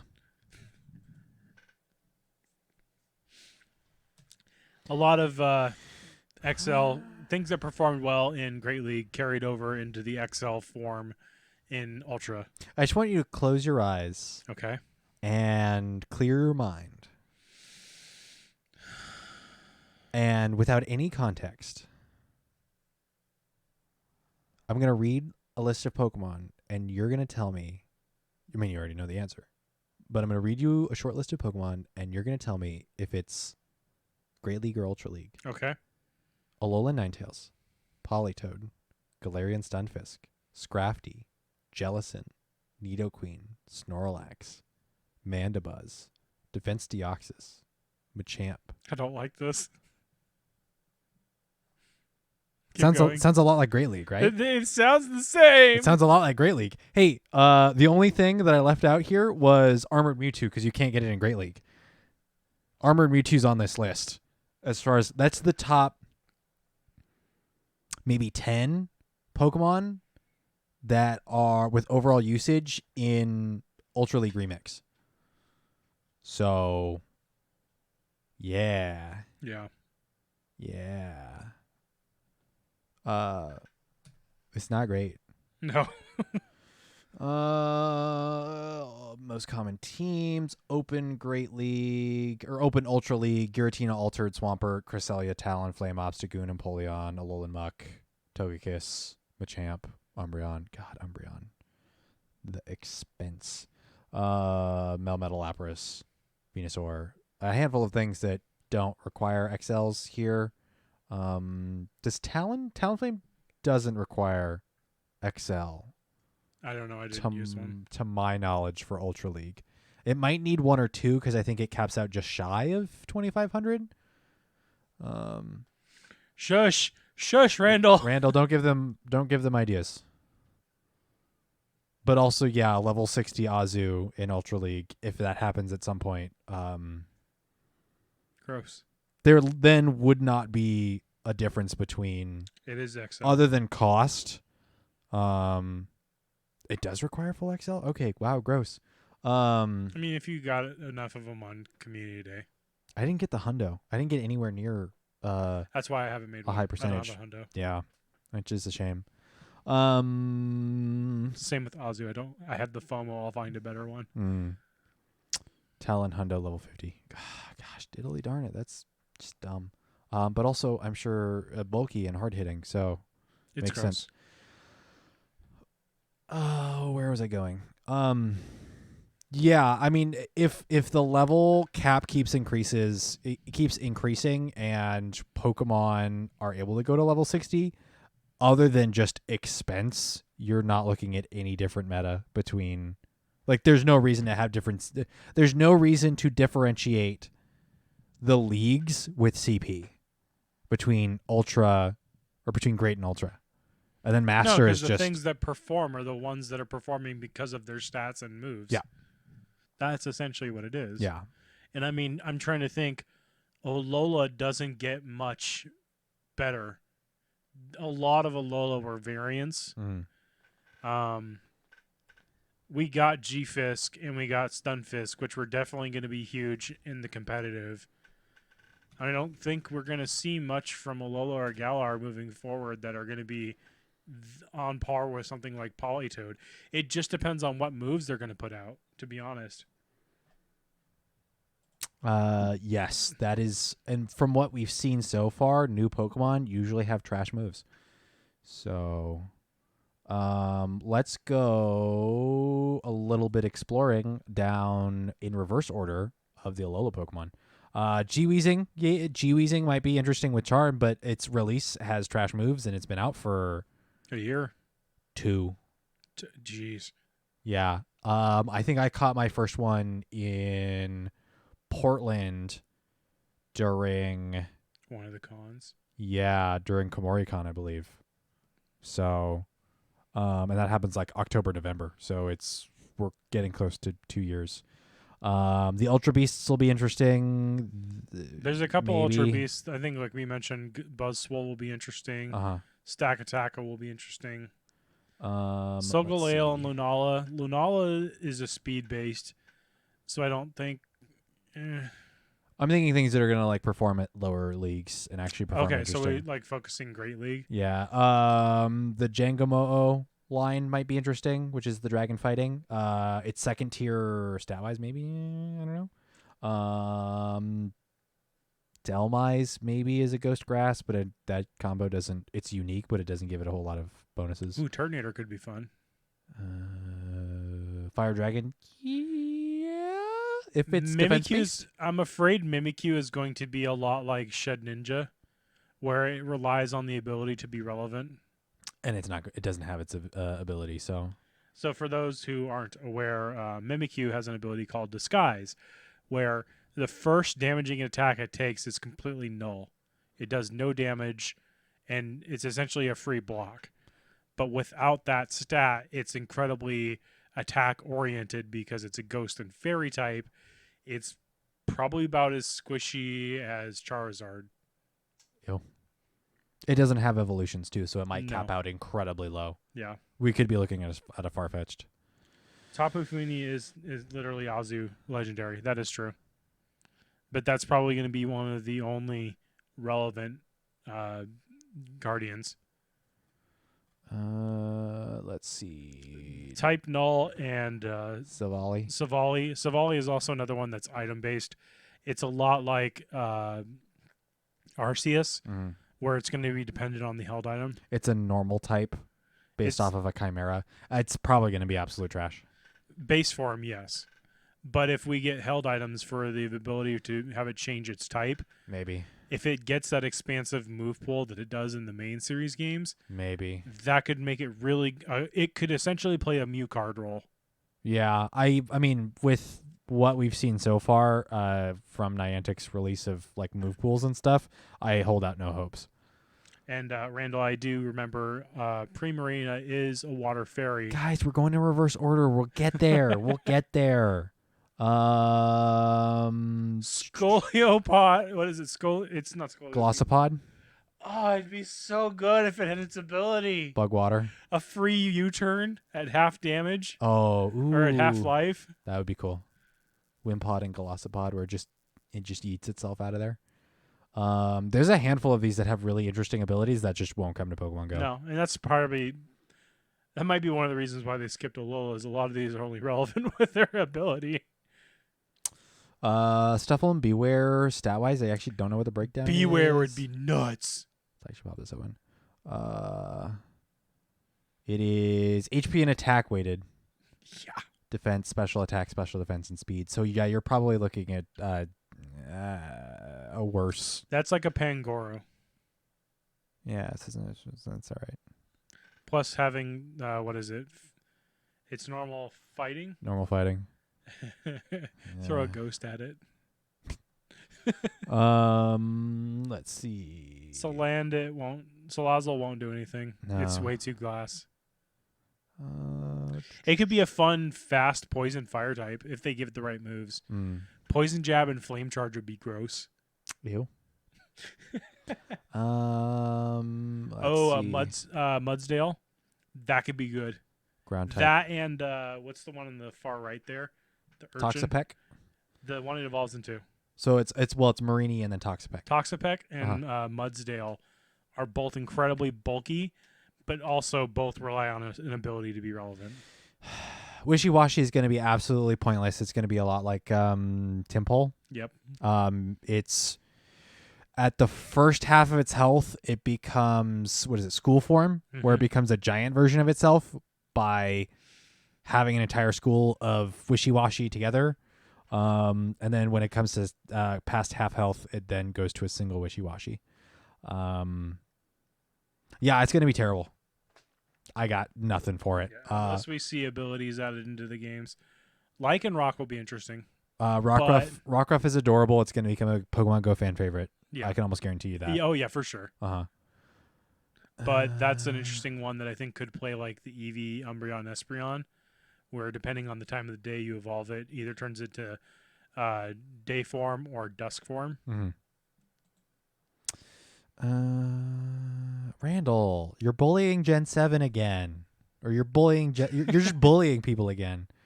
Rabombi might be interesting as a bug fairy, but I'm pretty sure it's pretty glass, so it's a tiny little fairy. Ooh, Rubik's Master's Icon. That would be a fun one. Huh? The Chargebug? third one. Vikavolt. Yeah. Grubbin, Chargebug, Vikavolt. Vikavolt's bug electric. I feel like it would perform much like a Beedrill. Yeah, it's going to be incredibly attack weighted, so that would be interesting. And then we get to the starters. So, like, realistically, probably the best thing we're going to get is going to be the starters. Yeah. Primarina as a water fairy. If you give it charm, it's going to be kind of gross. I don't think it's If you give it charm, bulky. it's the first water fairy that has charm. Yes. Incineroar as a fire dark is interesting. It's gonna be incredibly attack weighted. It's not. Is it attack? Or I would speed? imagine it dies in 3 counters. Yeah, it's bad. I'm sorry. It's a really cool Pokemon. It's gonna be bad. Same with Decidueye, unfortunately. Yeah, it's either speed or attack weighted. It's not defensive. It's as a grass ghost, it's an interesting type, but it's not gonna perform well. So, but I want Rowlet. Rowlet's gonna be really cool. It's gonna be really cool. They're really good visual ghost. Pokemon. But stats design wise, they're awesome. They have cool shinies. They're gonna be butt cheeks. Butt cheeks. They're gonna be butt cheeks. I'm sorry. Yeah, Gen 7.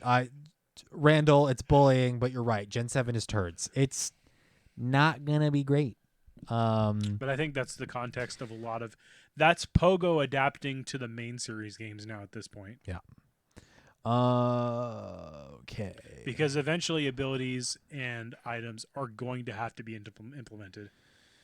I don't think abilities will. I don't think there's a way for abilities to be brought over with the sheer amount of abilities that are in the game. Well, they don't even have to.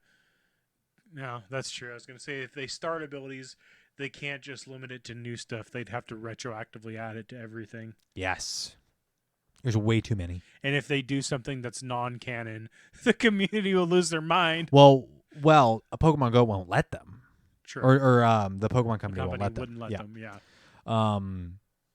I think for the streamlining that is Pokemon Go and Pokemon Go PvP, it makes sense not to have abilities. As disappointing as it is and as limiting it as it is, because there are some Pokemon that need their ability to become that's why relevant. We haven't got Kecleon.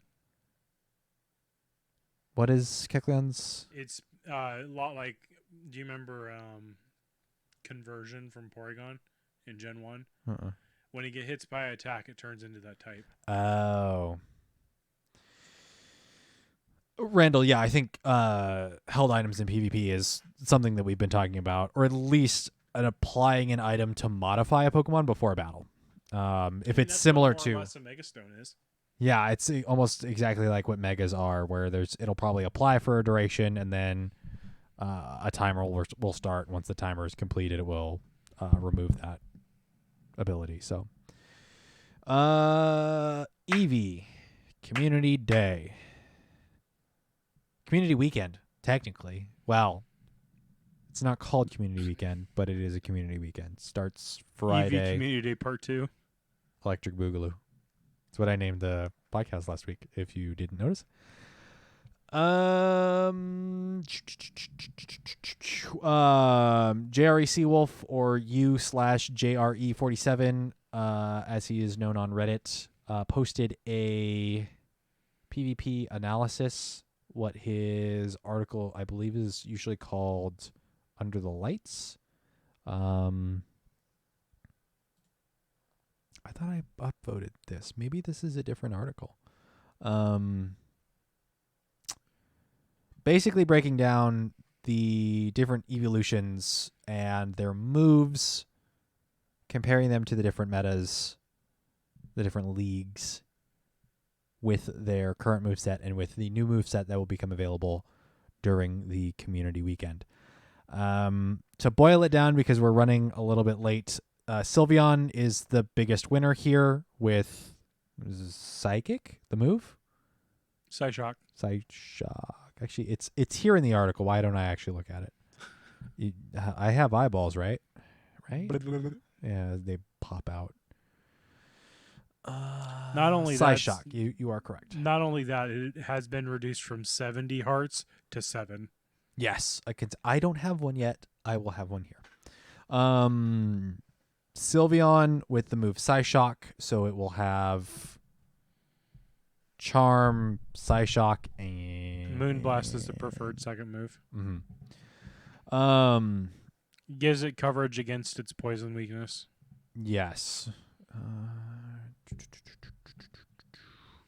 It's better than Last Resort as the second move. Mm-hmm. I'm actually just going to read the last couple paragraphs. I'll put this link in the show notes as a recommended reading. I've already tweeted about it, and I don't know if I put it in the Discord yet, but I will do that too. So what's the verdict? He's broken down all of the different evolutions. Go read the article. Go give it upvotes, even if you only listen to this part. I'll read these last couple of paragraphs for you. So what's the verdict? Umbreon is a big winner in the evolution sweepstakes, but I think it even falls behind Sylveon. While I continue to hold out hope for future release of Fast Move Fairy Wind and that Sylveon gets it, for now the addition of Psyshock is just what the doctor ordered. Not only does it add Snorlax to the win column with shields up, but should shields be down, Psyshock delivers new impactful wins across the board, especially in Ultra and Great Leagues. And that's not even to mention that it gives Sylveon real teeth against poisons that otherwise pick on it without fear. I recommend getting as many Psyshock Sylveons as you can, one for each league is advised, if you can manage it. To repeat, I believe Sylveon is the biggest winner coming out of Community Day weekend. Is that the best you got? I mean, I think at this point, I think this is the best it could possibly have hoped for? Yes. The only other move that would be even a consideration would be perhaps Disarming Voice, which I was really hoping it would get when released. Voice is an exact clone of Foul Play Crunch and Psyshock. Actually, for fairies, it's only really an unknown in PvP because so few things have it. For example, not one fully evolved fairy has it in Go. But Psyshock is probably even better with the extra coverage, so no complaints now. That's talking about Sylveon. And that's all I got this time. Hopefully, this helps you sort out what to target most during Community Day weekend. Good luck with your evolving. Next time, you can always find Jerry on Twitter and nearly daily PvP analysis nuggets or on Patreon. Or on Patreon. Let me go back up to Umbreon's breakdown to break down Umbreon's. Umbreon, new moves. So what's the verdict? It's a very good side grade. There are excellent use cases for Psychic, but Last Resort remains very relevant and either could be a better option depending on team composition. If you're swimming in XL Candy, it's worth building both for Ultra League, a Last Resort, and a Psychic. But at least get a good Psychic one for Great League coming out of the Community Day weekend. Is that the best you got? Honestly, yeah, this was probably the best Umbreon could have hoped for.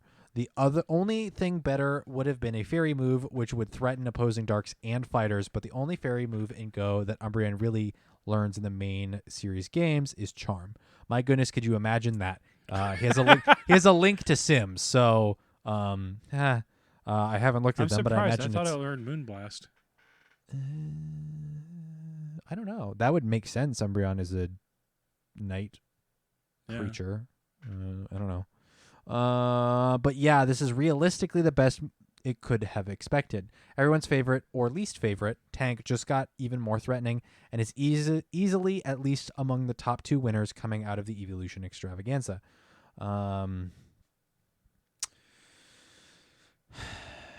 Yeah, so like moveset wise, Jerry takes into consideration both the current moveset, the moves that each evolution can learn in the main series games, as well as Pokemon that play in the same PvP roles as each evolution.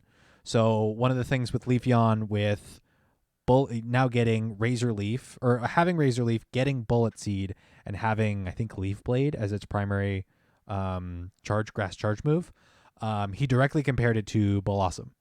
Blossom's just better. It just has better bulk. Yeah, better stats. Also, a Blossom can get into the higher ranged, I believe, within Masters, Master League, whereas Leafeon can't. Right. Just because its stats are lower. Yeah. So go check out the article. Basically, I would recommend finding a couple of things you want to prioritize and prioritizing them. You can try to grab, let's see, there's how many evolutions currently? 8. Not all of them are eligible for Master League relevantly. No, 3, 6. Yeah. There's 6 currently. Sorry. No, you're good. Vaporeon with Scald is not great. Go read. I mean, this is. Yeah. Go read the article. It's in the Twitch chat.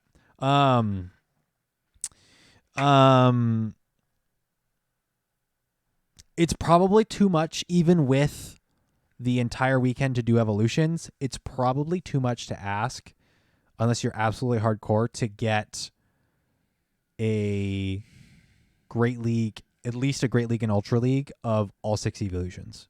Probably a little much to ask. Well, yeah, especially seeing as how between the Kantos, that's just a roll.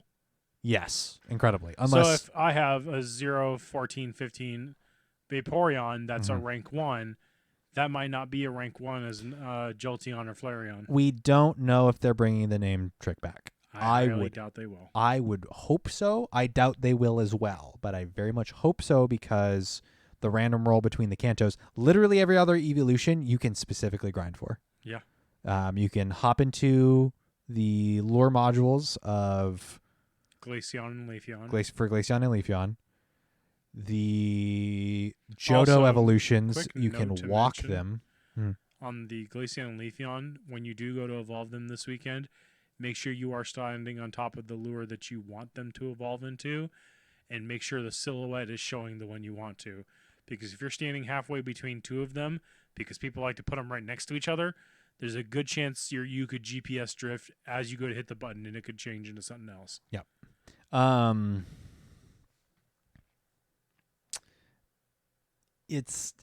There's a lot here. Not all, like, some of it is objectively bad. I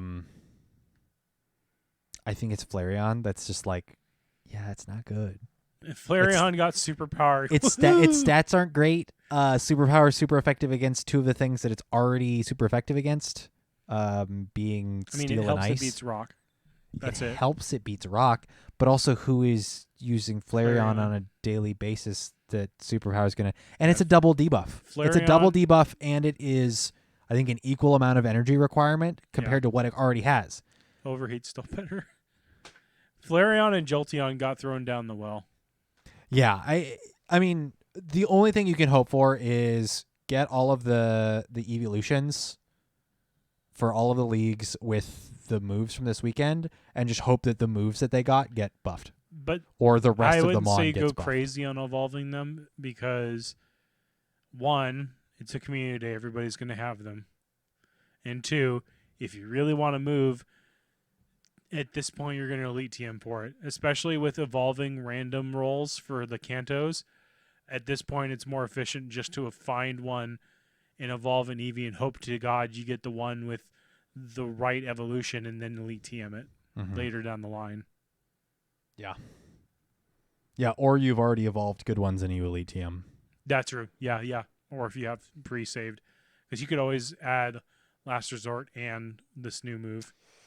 In some cases, in other cases, it just doesn't. It doesn't make sense. It doesn't make sense too. So save your Elite TMs. Yeah, this whole weekend, like, play casual.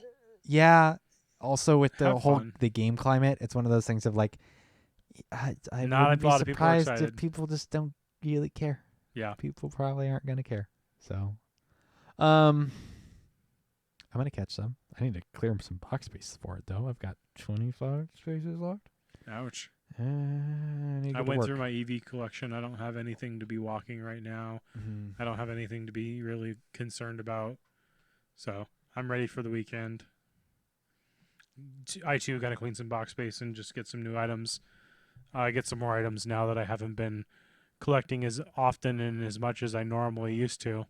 I'm going to try and hit somewhere I haven't been before that has a spawn stop density. Pop a lucky egg and just go get that extra bonus that we have for spinning new stops for the first time. Yes. Because I'm only level 48 and I need 10 more lucky trades and 8 more million experience to level up. Just 49? Yeah. Oh. God, I'm not looking forward to that. So, for me, this weekend's more going to be about the XP grind than it is for catching Eevee.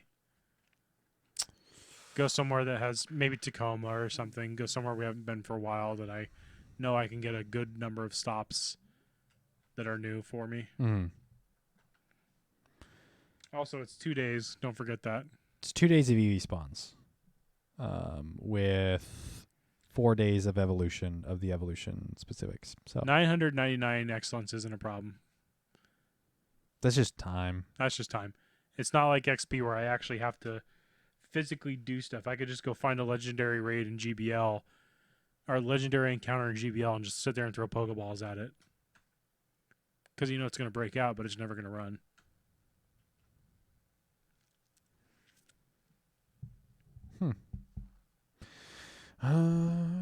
What's left? Is it community question? I think that's it. Yep. So last episode, our community question was, who wins the burger bet, aka what Pokemon is featured in Ultra Unlock 3? Steven says Giratina, Jesse says Arceus. Bonus, your burger preferences / recommendations. I think it was a little convoluted, and it was days before people were already sort of ramping up some not excitement towards the game. So some discontent. Yeah, I don't blame. Also, we just don't get a whole lot of engagement in our community questions when it comes to Twitter. Yeah. unless we meme it up. We got some memes. But we did get a couple of answers on Discord. I think we briefly mentioned them earlier. Battle Ram voted Hoopa. Eric BN also says Hoopa. He also says neither of y'all are getting the burger.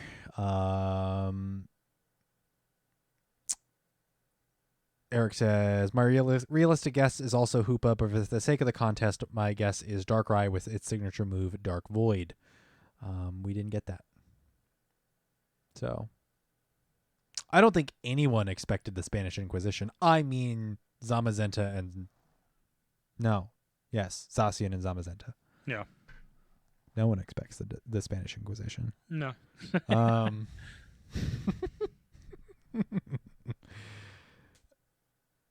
So, let's see. I was thinking of a community question earlier, and now I don't remember what it was. Does something to do with the state of the game? Maybe. There's something rather generic and easy to answer, and I don't remember what it was. If we think of it again, we can post it up on the description for the podcast. Yeah. Do we... Maybe the community question is, should we continue to do the community questions? Oof. Do people care? I mean, it's not necessarily to gain engagement for engagement's sake. Like, sure, algorithms and social medias and stuff, it's always helpful to get more likes and retweets and responses, although we don't really get a whole lot of retweets or likes or anything. It's just more of a better gauge to actually understand that this is how people are feeling. People are, well, it's, one, have a good laugh, have fun, and then two, actually have, when it comes to podcasting, and I've said it before, it's kind of like shouting out into the void. It's not like there's no response. It's not like a YouTube video where you post the YouTube video and then you get a bunch of comments of people saying first and calling you rude names and stuff. Well, not sellout. I was thinking of a 3-letter word starting with F. I see. Yeah. Fun. Fun. Yeah. People don't call you fun in podcast comments. Randall, it's just fairy. It won't become steel fairy. You're on the right track, Randall. It doesn't get the steel. Neither of them get the steel type until they get the held item and become their powered up forms. So, yeah, it's just it just helps sort of engage with the community and our listeners. So, I don't know. Yeah, maybe that's just the community question. Should we continue to do the community question? Okay. Let us know. Thumbs up, thumbs down. If we take out the community question, what do you want to see replaced with? Do you want to see it replaced at all? Do you want us to do better as far as like community question wise? Like, I don't know. Should we try harder? Do we try in a different way? What do you think? Just some feedback. Give us some here's our community question. Give us feedback on the community question. Let's not make it a yes or no. Although you can do a yes or no. You could just answer with yes or answer with no if you wanted to. I might do that. I'm one of those people. Yes. Community question. Is that good? Yes. What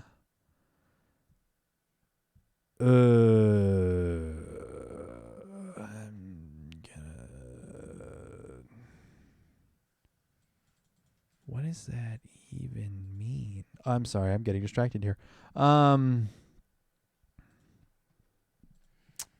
I hate people that respond to just thumbs up in conversations. It's hilarious, though.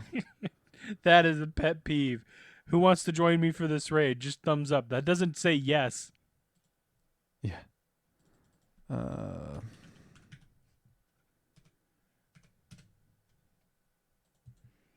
I've had to start training our locals to say interested or I'm willing to help or something other than that. Because when you're in a conversation of one chat room, they could be replying to something else. Why is that highlighted? Oh, I'm goofing it up. If there's it's better than if there's numbers. Huh? Don't there be numbers if no one commits. I'm confused. I'm lost. I've made myself lost. That's a 2 hour and 14-minute podcast. We thought that would be short. GMR, stop Thumbs it. up. Thumbs up. Stop it. What do you think? How does this make you feel, poggers? Stop. I'll limit what I say because I shouldn't talk about work a whole lot, but there are methods of communication that people have responded where we'll see information and there's a chat, there's a way to like put comments. And there are a handful of people that just say poggers, like they spell it out, Poggers. And I'm like, I think I spelled it right. Probably spelled it wrong. I'm terrible at spelling. You telling me people for your company that you work for have replied with poggers? There are other employees that will respond to bits of information in the comments with poggers. And I'm like, dude, there's probably 50+% of the staff that don't know what in the world you're referencing. I also would be hilarious to watch some people be like, what is poggers? Types up poggers in Google to see what it is. They don't they say it in like text communication. They don't say it in like a conversation. No. It's not like I'm doing a sales pitch and it's like, yeah, here's this, and this. Yeah, that deal's poggers. I've yet to encounter that. Jeez. That's totes adorbs, Randall. Yeah, it's painful. God, It's like you and the, what is it? Sheesh. What is that? Oh, and what's the other one that one of my coworkers does? I don't know if it's some random guy that goes up to people and says, "Chu papi minyano," and it's just some made up crazy stuff. Oh, okay. Yeah. It's some TikTok thing. I mean, my favorite one will always be bruh. Bruh is fantastic. But all of these kids are on TikTok. Like just about everybody that I work with is on TikTok, and I'm not. And I'm like, it's beyond me. I'm a boomer. When a grown woman uses totes, I die. Yeah, that's why I said that's totes adorbs. Is that? I think I've killed Randall. I gave him instant cancer. And he has died. I'm sorry that. I mean, yeah.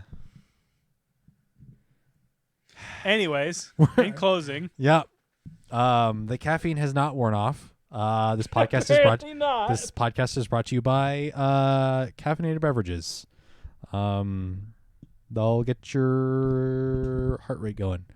Thank you everybody for listening to the Battle Science Podcast. Thank you all for following us, for joining us on this. Randall, cause of death, Stephen. I mean, I've come close. From dying from me? Yes. Wow. That's is that a compliment or a You insult? decide. Yeah. Thank you for listening to the Battle Science Podcast. You can follow us at Battle_Science on Twitter. You can go to our Discord. Links should be everywhere. I'll make sure that they're updated because I think it updates the links to Discord anytime you generate a new invite. Maybe? They shouldn't. I don't know. You didn't set it to expire. I don't know. Snake Doctor, stop it. Poggers. Thank you everybody for following us on Twitter. Join us, follow us on Twitter. You can send us an email, battlescience.podcast@gmail.com. All I'm getting is that got censored. All I'm getting is emails about do you want branded masks, and here are some stats, and do you want to join this collective of other podcasters?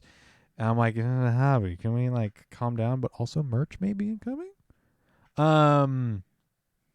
So send us an email. Send us some memes via email because that's something just about everyone should have access to. If you don't have an email, I just don't know anymore. Back us on patreon.com/battlescience. The Patreon producer tier, $5 or more. You get your name shout out at the beginning of every Battle Science podcast, be it the regular BSP that you're listening to now or the Battle Science After Dark podcast that is once monthly, and little bonuses too. Don't forget to hydrate. What else am I missing? Extra Life. Go check out the Extra Life. Those links will be in the description. And from now until, I think because we've got more viewers here, from now until, when was it? September 1st. So August 31st, 11:59. Each subscriber that we get on YouTube so we have 35 now. Between now and the end of August, I will donate $1 to our Extra Life charity. Extra Life donation goal. So we have $10 in donations currently towards the 898, just shy of 900. 898 goal currently. We have $10 raised. I will donate $1 for each new subscriber we get on YouTube between now and the end of August. Within reason. If we get 5,000 subscribers, I'm not paying the entire down payment on my new car to Extra Life. Maybe a couple $100 I'll be able to do. We're looking for 100 so we can get youtube.com/battlescience. Go community. We're doing it. We're doing a thing. We're doing a thing. So go subscribe to our YouTube. You don't have to click the bell. You don't have to get notifications. I don't care about that. What we care about is subscribers. So we can get to 100 subscribers. You can get youtube.com/battlescience. The reason why we're pushing this is so that Steven doesn't have to sit here for 20 to 30 seconds reading alphabet soup of URL, which I know some of you really enjoy. I would rather Wretch have a business card where we can say at twitch.tv/battlescience At battle_science on Twitter and youtube.com/battlescience. Yeah. That'd be great. That is our goal. So we can start putting that stuff on merch. Yeah, so we can have business cards and we can look semi-professional, even though this is a hobby. Thank you. Thank you for listening. We'll catch you guys if you're a Patreon. If you're a Patreon backer, we'll catch you next week with the B-Sad, all about Dungeons and Dragons and our experiences and all that fun stuff. And in 2 weeks for another Battle Science podcast featuring, I have no idea. No, wait, let me correct that. We'll do the first ever preseason primer for next season Silpharina, talking about the basics of Pokemon Go PvP. If you have friends that are not into PvP yet, we'll be breaking down some of the basic mechanics, basic information to go over. Probably going to have to be split up into 2 episodes. There's a lot to cover. Yeah. And it's a lot easier if we do a visual and or audio. I think so. So we'll have I'm going to break it down. Because you can read text on a screen. Yes, I'm gonna break it down as best I can so that the audio format still works. But I'm gonna probably have the basics of Pokemon Go, or basics of Pokemon and Pokemon Go in episode 1, and then some of the more niche information in episode 2. Probably, but I have a lot of notes to take and a lot of information to try and condense down. So look forward to that. This is something I've wanted to do for a while. I would hope to actually get it done because I don't always do the things that I say I want to do. So we'll catch you guys. Procrastination and lofty goals. We'll catch everyone out there on the battlefield.